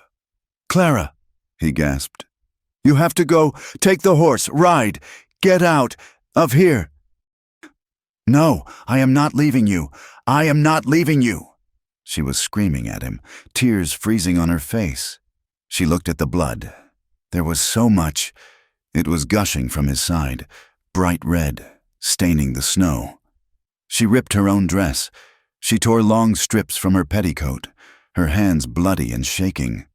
"Hold this," she commanded, stuffing a wad of cloth against his side. She wrapped the other strips around his torso, pulling them so tight he cried out, a raw, pained sound. "I'm sorry," she sobbed. "I'm sorry, Elias. Oh, God." She tried to stop the bleeding in his shoulder, but there was too much. He was dying. He was dying in front of her, and it was her fault. "Don't you die," she whispered, her voice a low, desperate hiss. She cradled his head in her lap, brushing the icy hair from his forehead. "Don't you die on me, Elias. You don't have permission. You hear me? You don't have permission to die." He looked up at her. His eyes were struggling to focus. He saw her face, streaked with dirt and her own blood, framed by the red rock. She was the most beautiful thing he had ever seen. He raised a hand, his glove dark with his own blood. It was a terrible effort. He cupped her cheek. His touch was cold. "Clara," he breathed. "I'm here." She wept, pressing her face into his palm. "I'm right here." He pulled her down, his strength surprising for a dying man. He kissed her. It was a weak, clumsy kiss, tasting of blood, salt, and the end of things. "You're the only thing," he whispered, his lips brushing hers, "I ever wanted to live for." His hand fell, his eyes closed. "No!" she shrieked. "Elias, no!" She shook him, but his head lolled. She put her ear to his chest, under the thick coat, under the bloody-soaked shirt. She heard it, a faint, slow, stubborn beat. He was alive. She did not know where the strength came from. It came from the rage, from the love, from the sheer, animal terror of losing him. She got him on the horse. It was not pretty. She half-dragged, half-rolled him, using the slope of the canyon wall. He was a dead weight, moaning in his unconsciousness. She got him slung over the saddle, belly down, like a deer carcass. She took the reins. She looked at the bodies. Harkin, the weasel-faced man, the other. She looked at the snow, stained crimson. Then she turned and began to walk, leading the horse out of the canyon, into the unknown. She walked all night. She walked until her boots, the thin saloon shoes, were in tatters and her feet were raw, bleeding things. She did not feel the cold. She did not feel the pain. When the sun came up, she saw it. A rise, a small hill, and on it, a wooden cross, a mission. She pulled the horse the last half-mile, her lungs on fire. She stumbled into the small, adobe courtyard and collapsed, still clutching the reins. A woman in a black habit was there, feeding chickens. She was old, her face a map of wrinkles, her eyes the same color as the desert sky. She looked at Clara, at the horse, at the bloody man slung over it. She did not gasp. She did not cross herself. "Bring him inside," the nun said, her voice practical, calm. "And use the side door. You will frighten the children." They got him onto a cot in a small, clean infirmary room. The nun, who called herself Sister Therese, cut his clothes away with a pair of shears. Clara could not watch. "He is alive?" the nun said, her hand surprisingly strong as she cleaned the wounds. "This one," she pointed to his side, "is old and angry. This one," she pointed to his shoulder, "is new but clean. The bullet passed through." She handed Clara a bucket. "Go, wash, find the chapel, pray. I will do what I can." Clara did not know how to pray. She stumbled into the small, cold chapel, her hands and dress still stained with Elias's blood. The room smelled of old incense, cold stone, and beeswax. She fell to her knees in front of a simple wooden altar. She did not pray for forgiveness. She did not pray for her own soul. She did not know the words. She just begged. "Don't take him," she whispered to the shadows. "Take me. I was the one who was supposed to die. Take me, but let him live. He's good. He's a good man. Please, don't take him." She stayed there for an hour, or maybe 3, kneeling on the cold stone, until she was numb. She heard footsteps. Sister Therese stood in the doorway, her hands tucked into her sleeves. "I have done what I can," the nun said, her voice soft. "He has a strong fever. The next 12 hours will tell. The rest is in God's hands." Clara stood, her legs stiff. I saw the mark on your back, child," the nun said, her eyes missing nothing. Clara's dress was torn, the brand on her shoulder clearly visible. "I have seen those marks before, from the ranches to the south." "It was my fault," Clara whispered, tears welling again. "All of this, he's dying because of me." Sister Therese stepped closer. She did not touch Clara, but her presence was a comfort. "You believe his pain is your fault," the nun said, "and he believes your pain is his to carry. This is the way of the world. But some men are born to carry other people's pain. It is their gift and their curse. It is what makes them whole. You would do well to stay beside one when you find him." Clara looked at the old woman, understanding a truth deeper than prayer. Elias did not die. He burned with fever for 2 days. Clara did not leave him. She sat by the cot, wiping his face with cool cloths, forcing sips of willow bark tea between his cracked lips. She listened to him mutter in his sleep. He spoke of Daniel, he spoke of the farm, and he spoke her name. "Clara, Clara, safe." On the 3rd day, the fever broke. He woke, his eyes clear, and saw her. She was asleep in a chair, her head on her arms, her face pale with exhaustion. He reached out, his hand trembling, and touched her hair. She startled awake, her eyes wide. "Elias," she breathed. "You're here," he whispered. His throat was raw.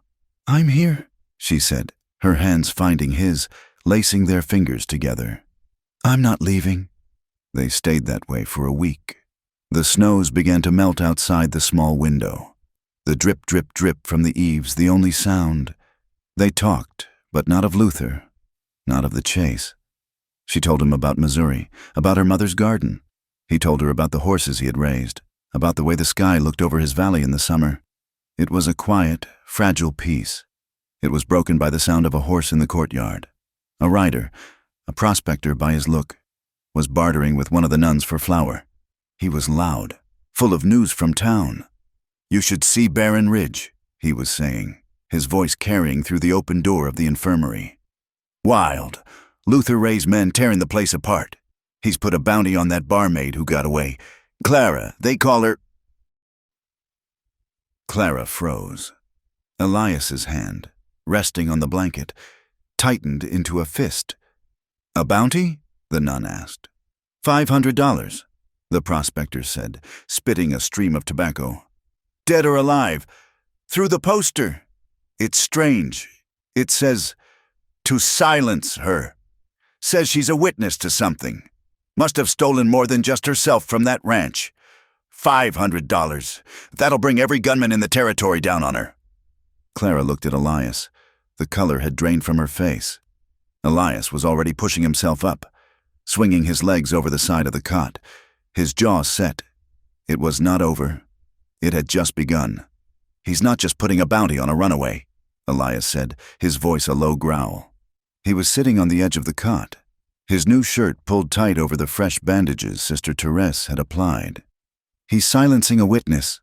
Clara stood by the small, deep-set window, the prospector's words echoing in the infirmary. $500. Dead or alive? She had thought surrendering herself would be the end. Now, she saw it would only be the beginning. They would have taken her, and Luther would have had her killed, and no one would have ever known the truth. "He's right," she said, her voice quiet, resolute. She turned from the window. The pale, watery light of the melting snow illuminated a spine that was no longer bent in fear. "I'm not just a runaway, I'm a thief." Elias looked up, his brow furrowed.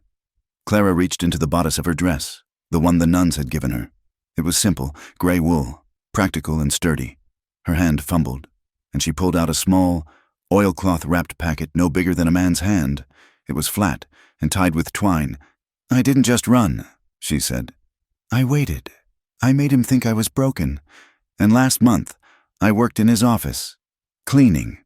He never thought I could read." She sat on the stool opposite Elias, the packet in her lap. "But my mother taught me. She taught me numbers, too." She began to unwrap the twine, her fingers sure. She laid the oilcloth flat and unfolded a small, leather-bound ledger. "He's a businessman. Elias, he keeps records of everything. He's meticulous. He thinks it makes him smart." Elias leaned forward, his wounds pulling, but he didn't care. Clara opened the book. The pages were filled with a neat, cramped script. Dates, names, figures. "Here," she said, her finger tracing a line. "June 10th, 1870. Miss Amelia, from St. Louis, $100. Her finger moved down. "June 21st. The Irish sisters, 2 of them, $75 each. He was buying girls. Elias, buying them from men in the East, from uncles, from pimps. And here," she flipped a few pages. "Land claims. This one, the Miller Farm, signed over by a man who couldn't write his own name, only make an X. But this signature," she pointed, "is perfect. It's the same handwriting as Luther's. He was forging claims, stealing land from homesteaders who couldn't fight back." She looked up at him, her violet eyes burning with a cold, righteous fire. "He sold me. He branded me. But I stole his whole filthy life. I stole his book." Elias stared at the ledger. It was a confession. It was proof. It was a death warrant.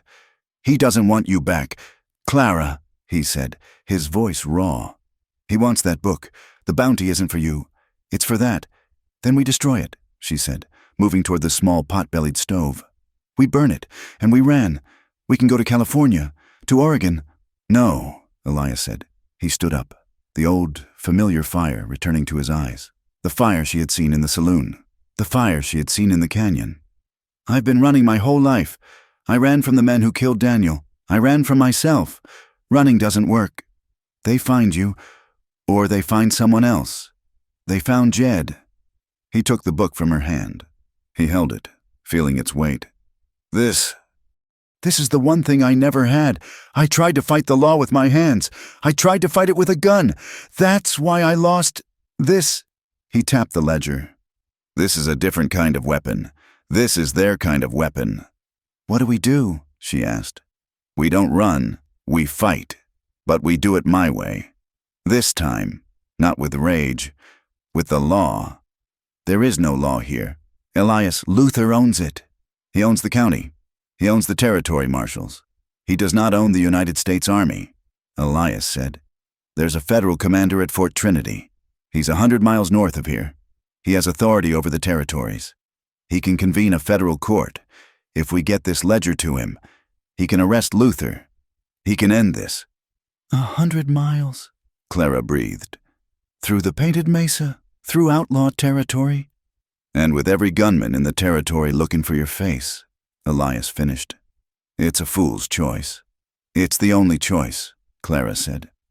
She took the book back from him, wrapped it in the oilcloth, and tucked it back into her dress. When do we leave? Sister Therese did not try to stop them. She looked at Elias, then at Clara, and seemed to understand. The horse you arrived on is lame, she said. Harkin's men rode it too hard, but the men you stopped, they left 3 good animals. She gave them supplies, a sack of dried corn, salt, and 2 warm blankets. She gave Clara a pair of sturdy boy's boots and a heavy wool coat. God may forgive your sins. Children, the old nun said, her eyes sad. But the desert will not. Be careful. They rode north, 2 small figures against a vast, unforgiving landscape. Elias was still weak, the ride jarring his wounds, but he sat tall in the saddle. Clara rode beside him, her face set, her eyes constantly scanning the horizon. The land was hard. They moved through broken country, a maze of arroyos and canyons, avoiding the main trails. This was the land of the hunted. Every rider was an enemy. Every campfire is a threat. On the 3rd day, they were low on water and their horses were tired. They saw a town, a cluster of adobe huts huddled around a trading post and a single, ramshackle saloon. We have to, Elias said. We need water and grain. Elias, no, my face, the bounty. We'll go in at dusk. You wear your hat low. Keep your coat buttoned. Stay with the horses. I'll be in and out in 5 minutes. But the town was too small for that. The trading post was closed. The only place with a light on was the saloon. Stay here, Elias said, his hand on his pistol. No, Clara said, dismounting. I'm not a child. I'm not hiding in the dark. We go in together. He looked at her, at the resolve in her jaw, and nodded. The moment they pushed through the doors, the saloon went quiet. It was a filthy, low-ceilinged room, thick with smoke. 3 men at a back table, miners by their look, stopped their card game. A lone prospector nursed a glass at the bar. The barkeep, a massive man with a greasy apron and 1 dead eye, stopped wiping a glass. They all looked at Clara. Her coat was a man's. Her boots were caked in mud, but the hat could not hide the fine bones of her face or the flash of her hair. She was a woman, and she did not belong here. Elias walked to the bar, his hand never far from his gun. Whiskey, 2, and a canteen of water, and I need to buy a sack of oats. The barkeep stared at Clara, his good eye traveling down her body, lingering. He spat a stream of tobacco juice onto the floor, inches from her new boots. Water's $1 a canteen. Oats ain't for sale. The barkeep growled, his gaze returning to Clara. But maybe we can trade. Elias stepped forward, his body blocking the man's view of Clara. The water and the oats. Now. The barkeep smiled, a slow, ugly movement of his lips. I saw you, he said, pointing a thick finger at Clara. You're her, ain't you? The one on the poster. Luther Ray's runaway property. Clara flinched, her hand flying to her coat. To the ledger. $500, the barkeep mused, picking up a bung starter from under the bar. A lot of money for a piece of used-up property. The word property hung in the air. Elias did not raise his voice. He did not draw his gun. He moved with a speed that was terrifying in its economy. His left hand shot out, grabbing the front of the barkeep's apron, yanking him halfway over the bar. His right hand, the one with the knife, was at the man's throat, the point of the blade dimpling the soft, greasy skin under his chin. You! The barkeep gurgled, his one good eye wide with panic, the bung starter clattering to the floor. The miners at the back table had their hands in the air. Say it again, Elias whispered, his voice a cold, flat monotone. He was not the man from the mission. He was the man from the canyon.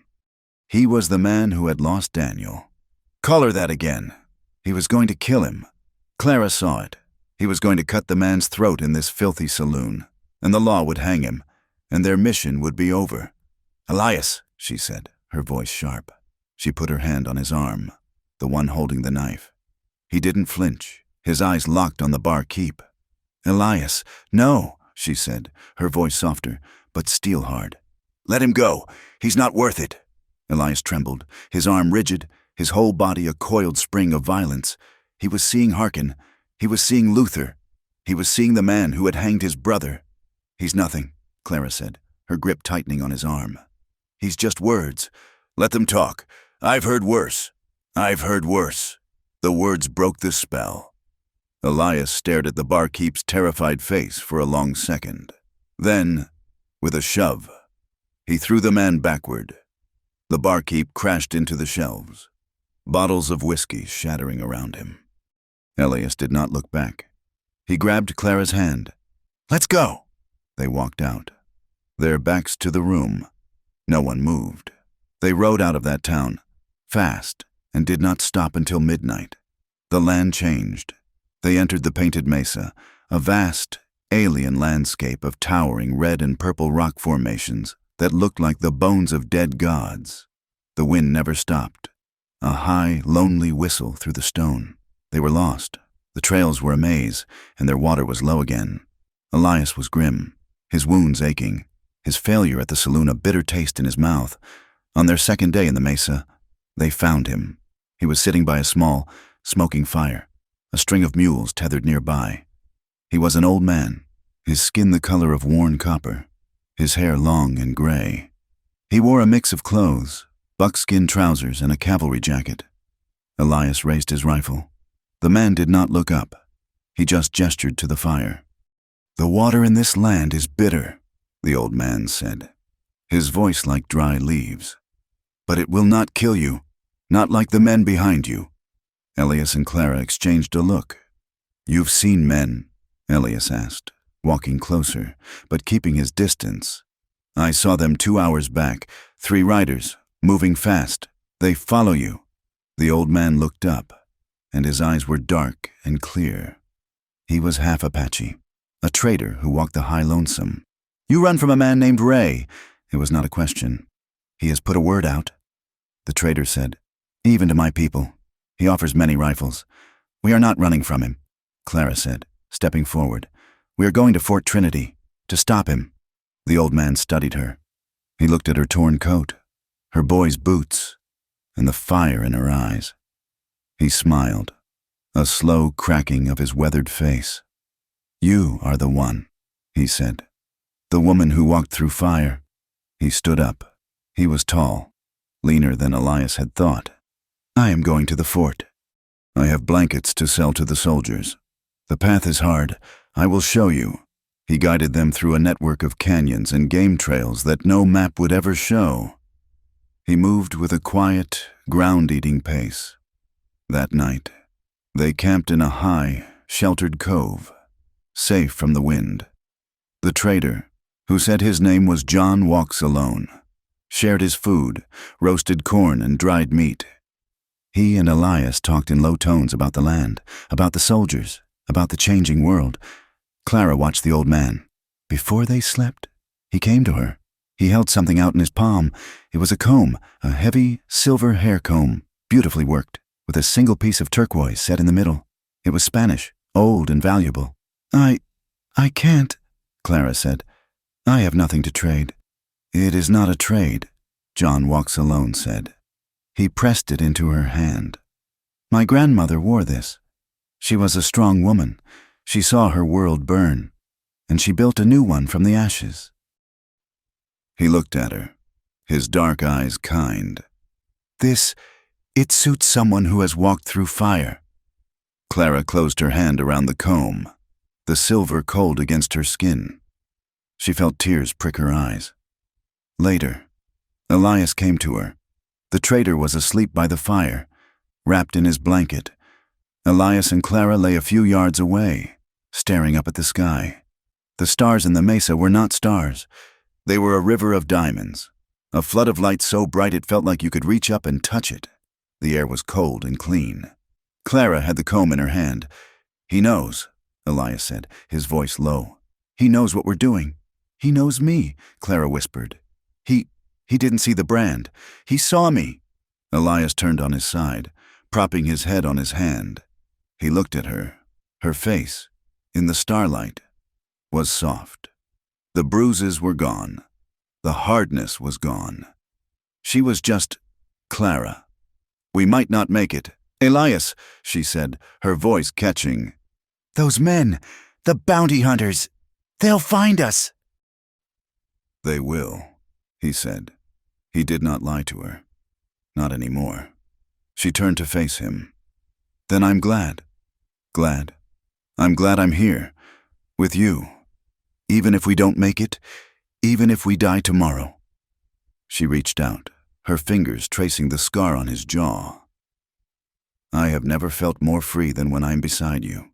He looked at her, and his heart, which he had thought was a dead, useless thing, felt like it was breaking. He leaned in and kissed her. It was not the desperate, hungry kiss from the shack. It was not the bloody, dying kiss from the canyon. It was slow. It was deep. It was a promise. They made love under the river of stars, on the cold red sand of the mesa. It was not a taking or a giving. It was a sharing. A silent, profound agreement that in a world of branding irons and bounties, this, their bodies, their hearts, this one night was the only true thing. They were not property. They were not damaged goods. They were two people, finding a home in each other. They were 2 days from Fort Trinity when the ambush came. They were riding through a narrow pass, the trader 50 yards ahead, when the rifle shot echoed. John Walks Alone's lead mule went down. "Bounty hunters!" Elias yelled, diving from his horse, pulling Clara with him. They scrambled behind a cluster of rocks. 3 men, not Luthers. These were men in it for the money. They had been waiting.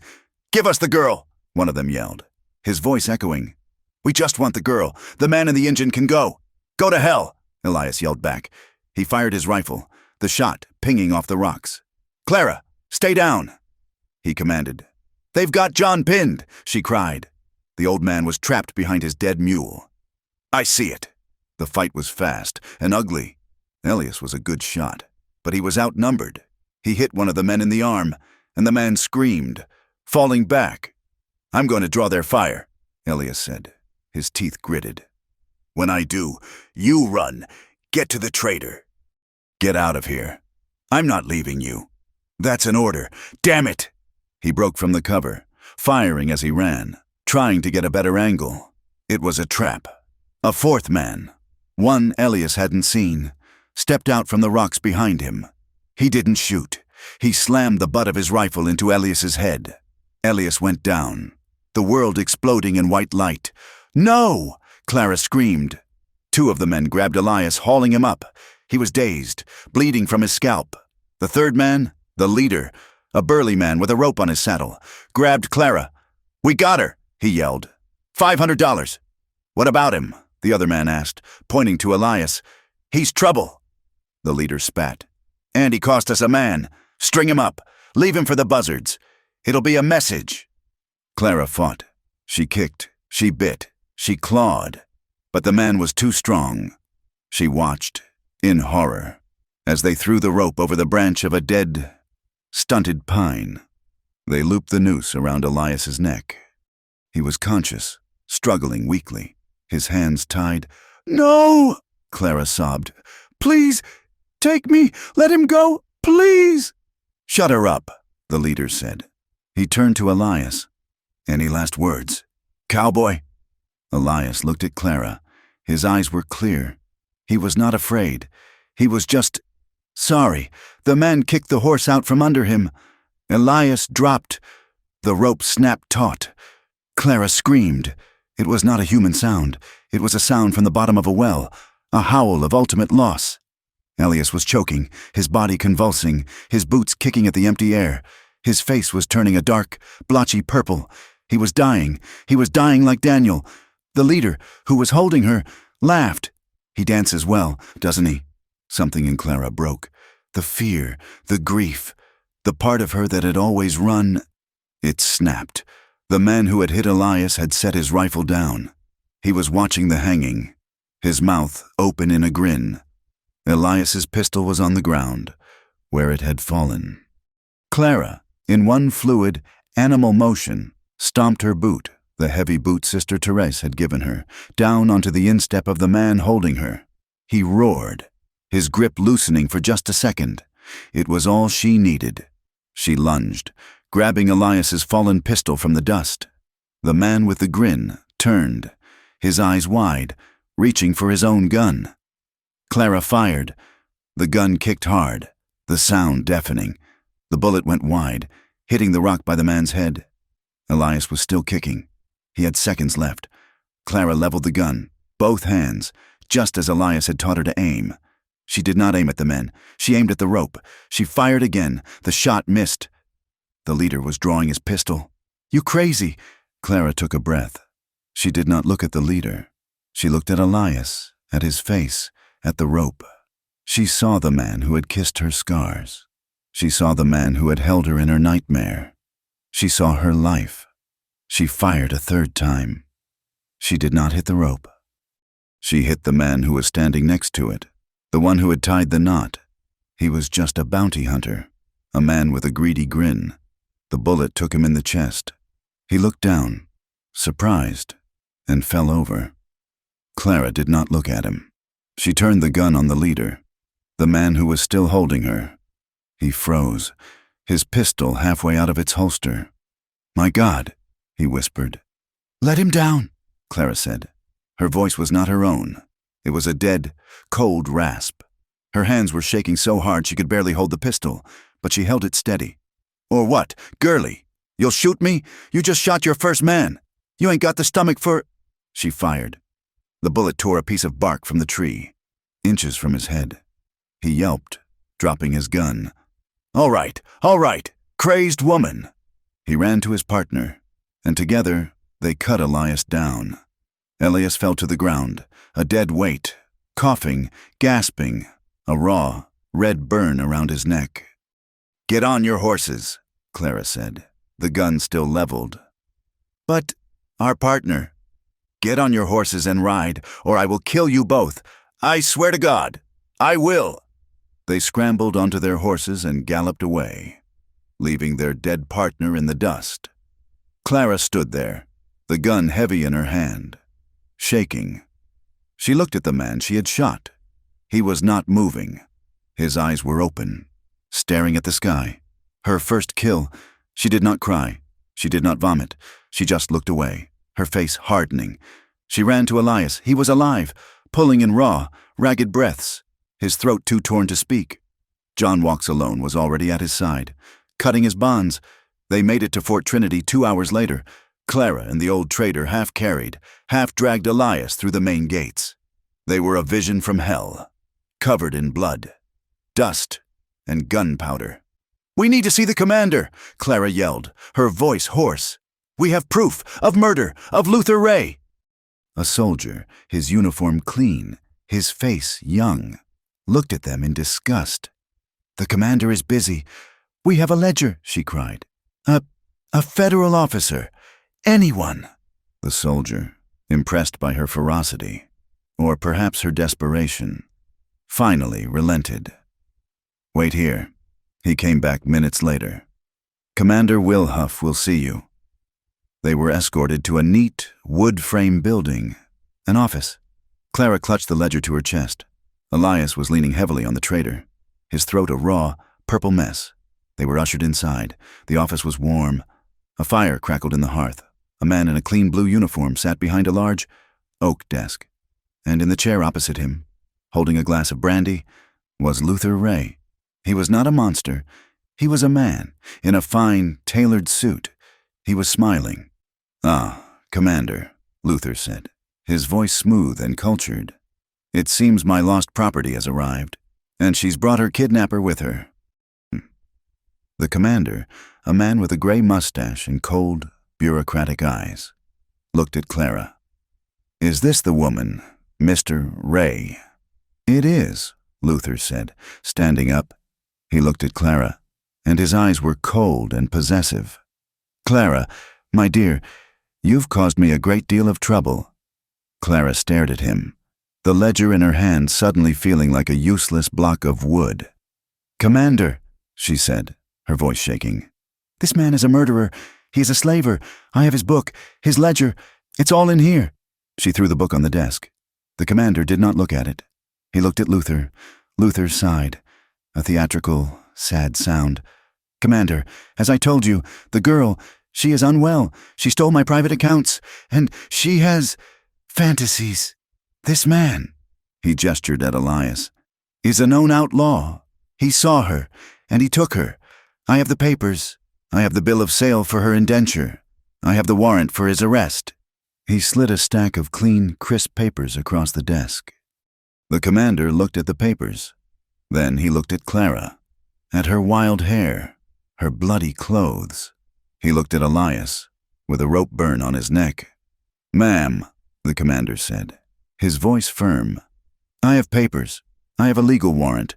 All I have from you is a wild story and a stolen book. I'm afraid you'll have to go with Mr. Ray."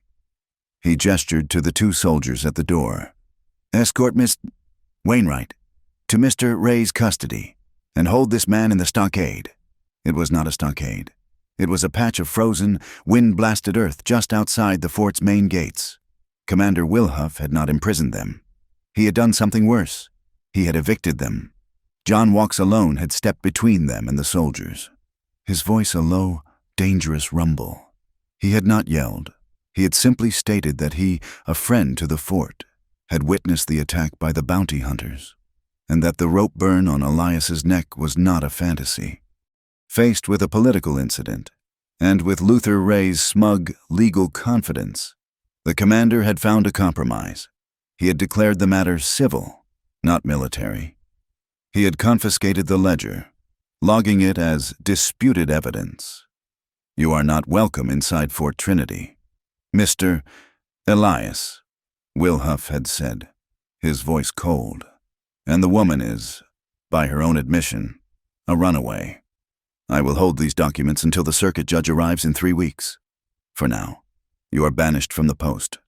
He had returned Elias's rifle and pistol, a gesture of contempt, a sign that he thought them harmless.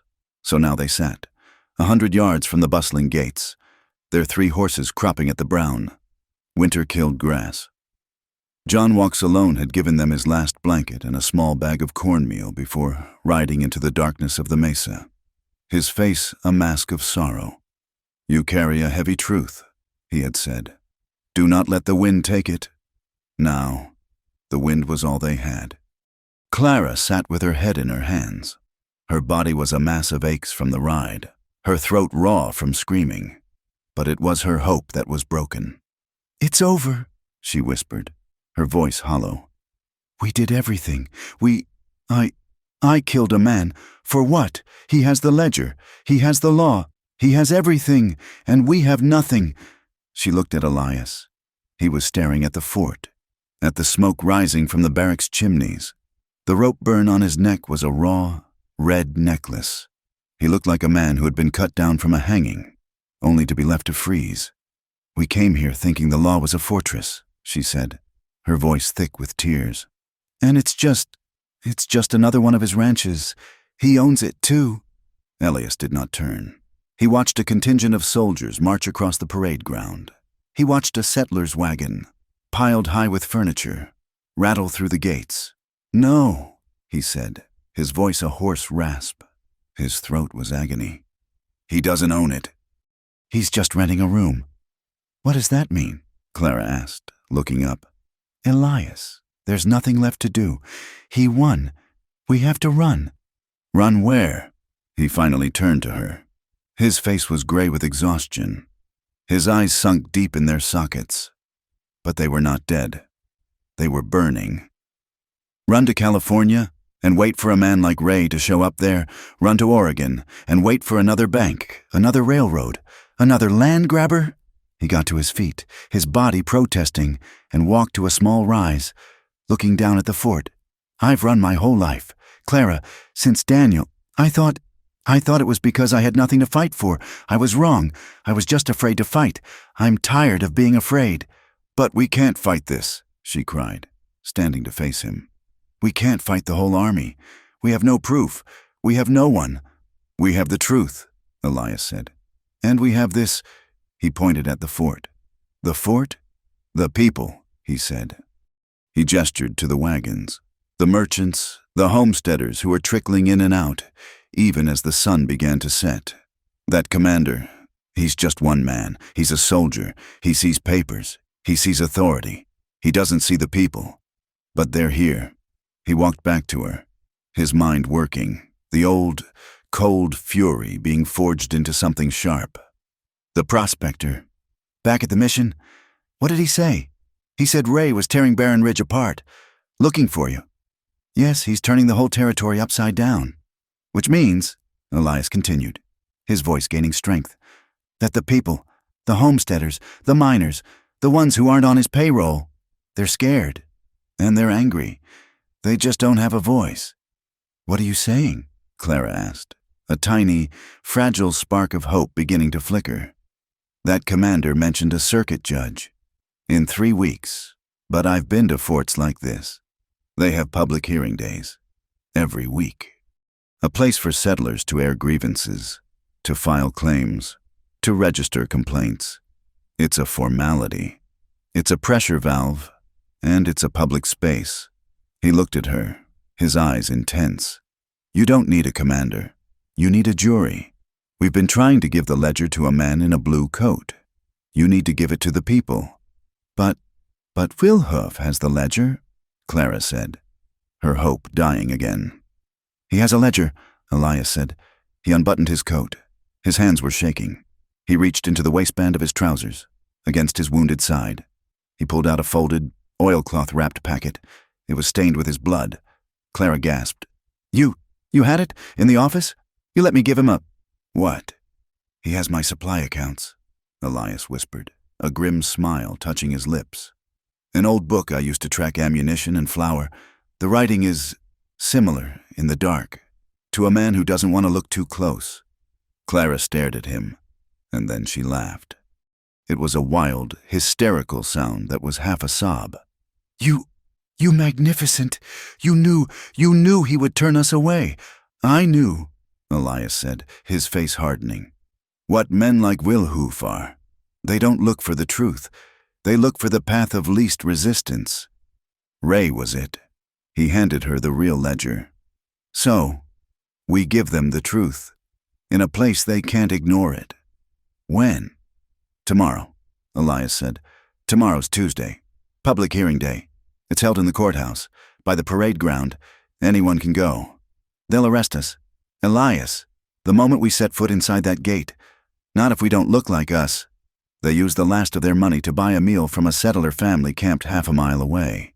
They traded a story about being robbed by bandits for an old, stained gingham dress for Clara, a pair of spectacles with one cracked lens, and a straw hat for Elias. The next morning they looked like what they were, 2 more victims of the hard country. Clara pulled her hair back in a severe, tight bun, tucking it under a faded bonnet.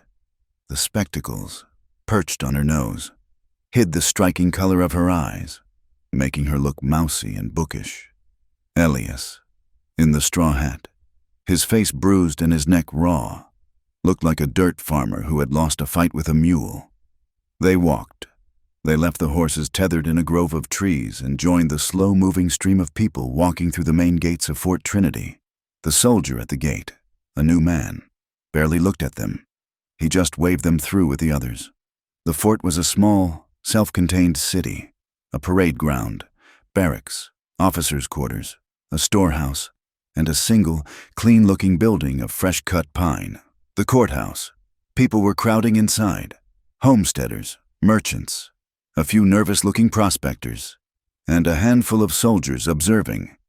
At the front, on a raised platform, sat Commander Wilhoof, a clerk, and 2 other officers. They looked bored. ready to get through the list of complaints about stolen chickens and boundary disputes. Clara's hands were ice cold.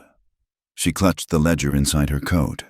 "I can't," she whispered, stopping at the door. "Elias, I can't. My legs, they won't move." Elias took her arm. His grip was firm. "You walked through fire. You walked through snow. You walked with your feet bleeding. You can walk through this door." He guided her in. They stood at the back, in the shadows.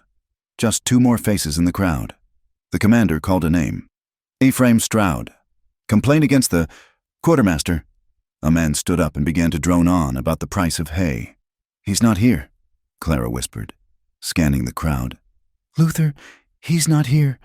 "He will be," Elias said. He wouldn't miss this.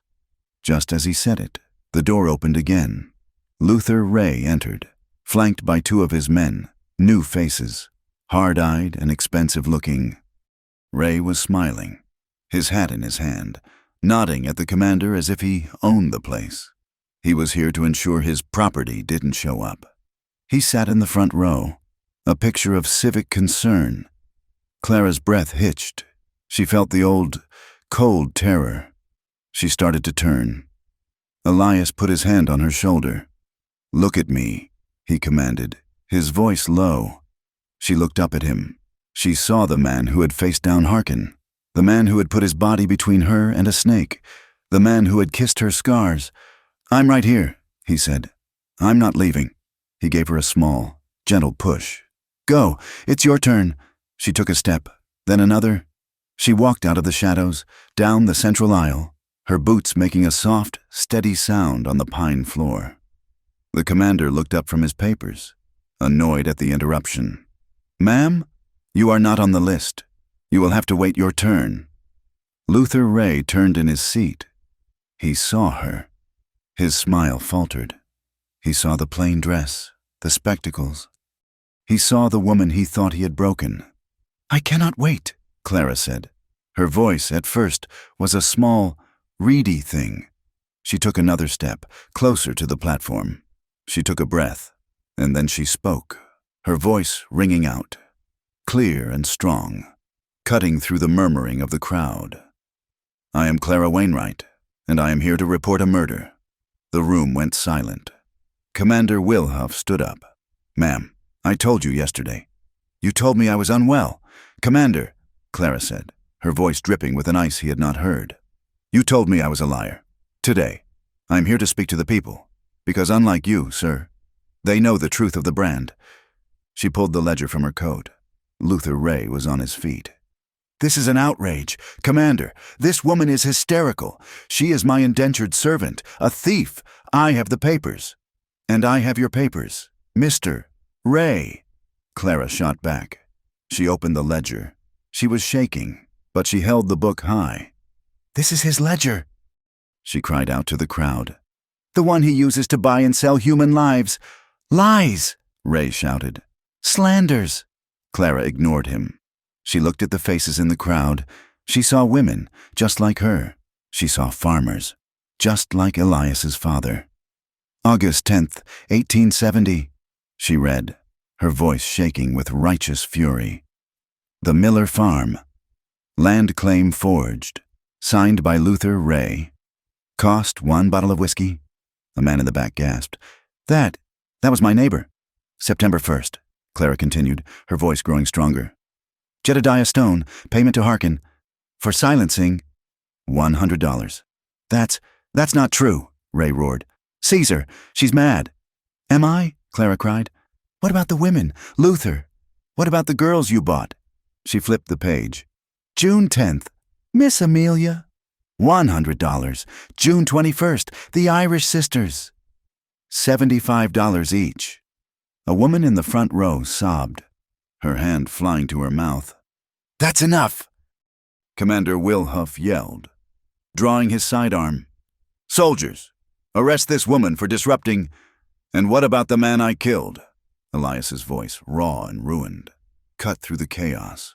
He stepped out of the shadows, his hands raised. He walked down the aisle, his eyes locked on Luther Ray. "You, sir!" The commander pointed his gun at Elias. "You are banished. You are under arrest." "I am," Elias said, his voice carrying to every corner of the room. "I'm a man banished. But this woman," he gestured to Clara.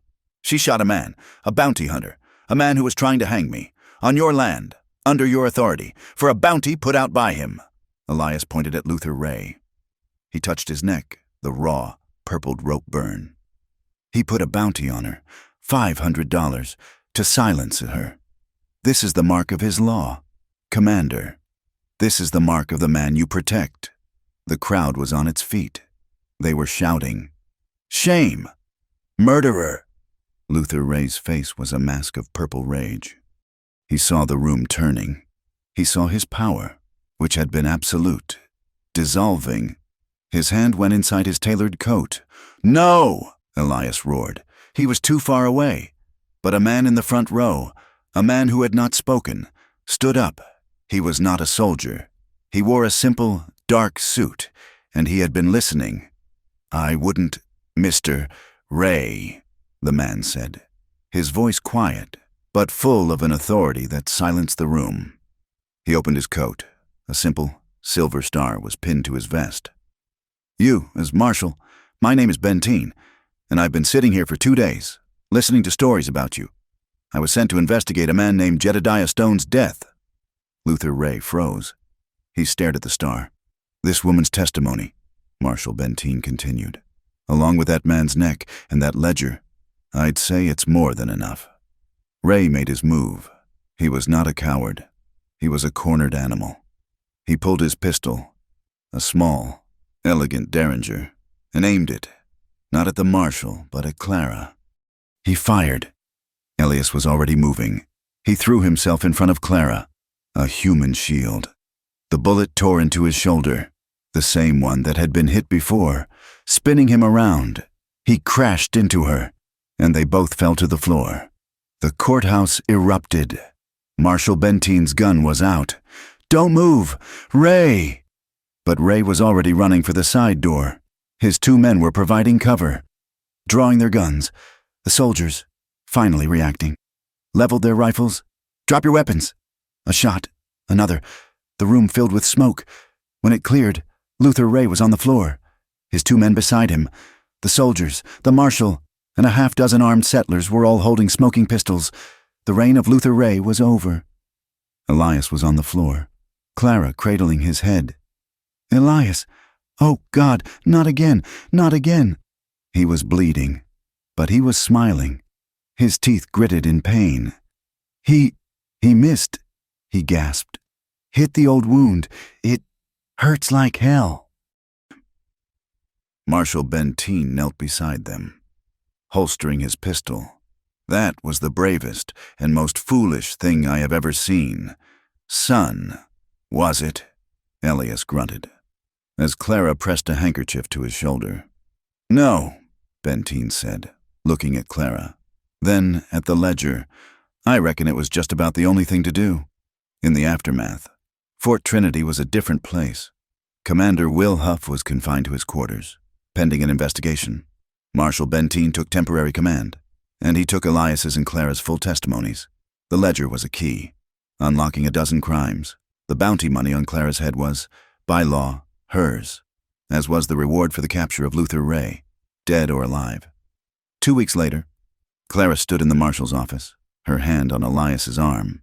His arm was in a sling, but his color was back. "It's a lot of money, ma'am," Benteen said, pushing a bank draft across the desk. $1,500. You can go anywhere. Back east, San Francisco.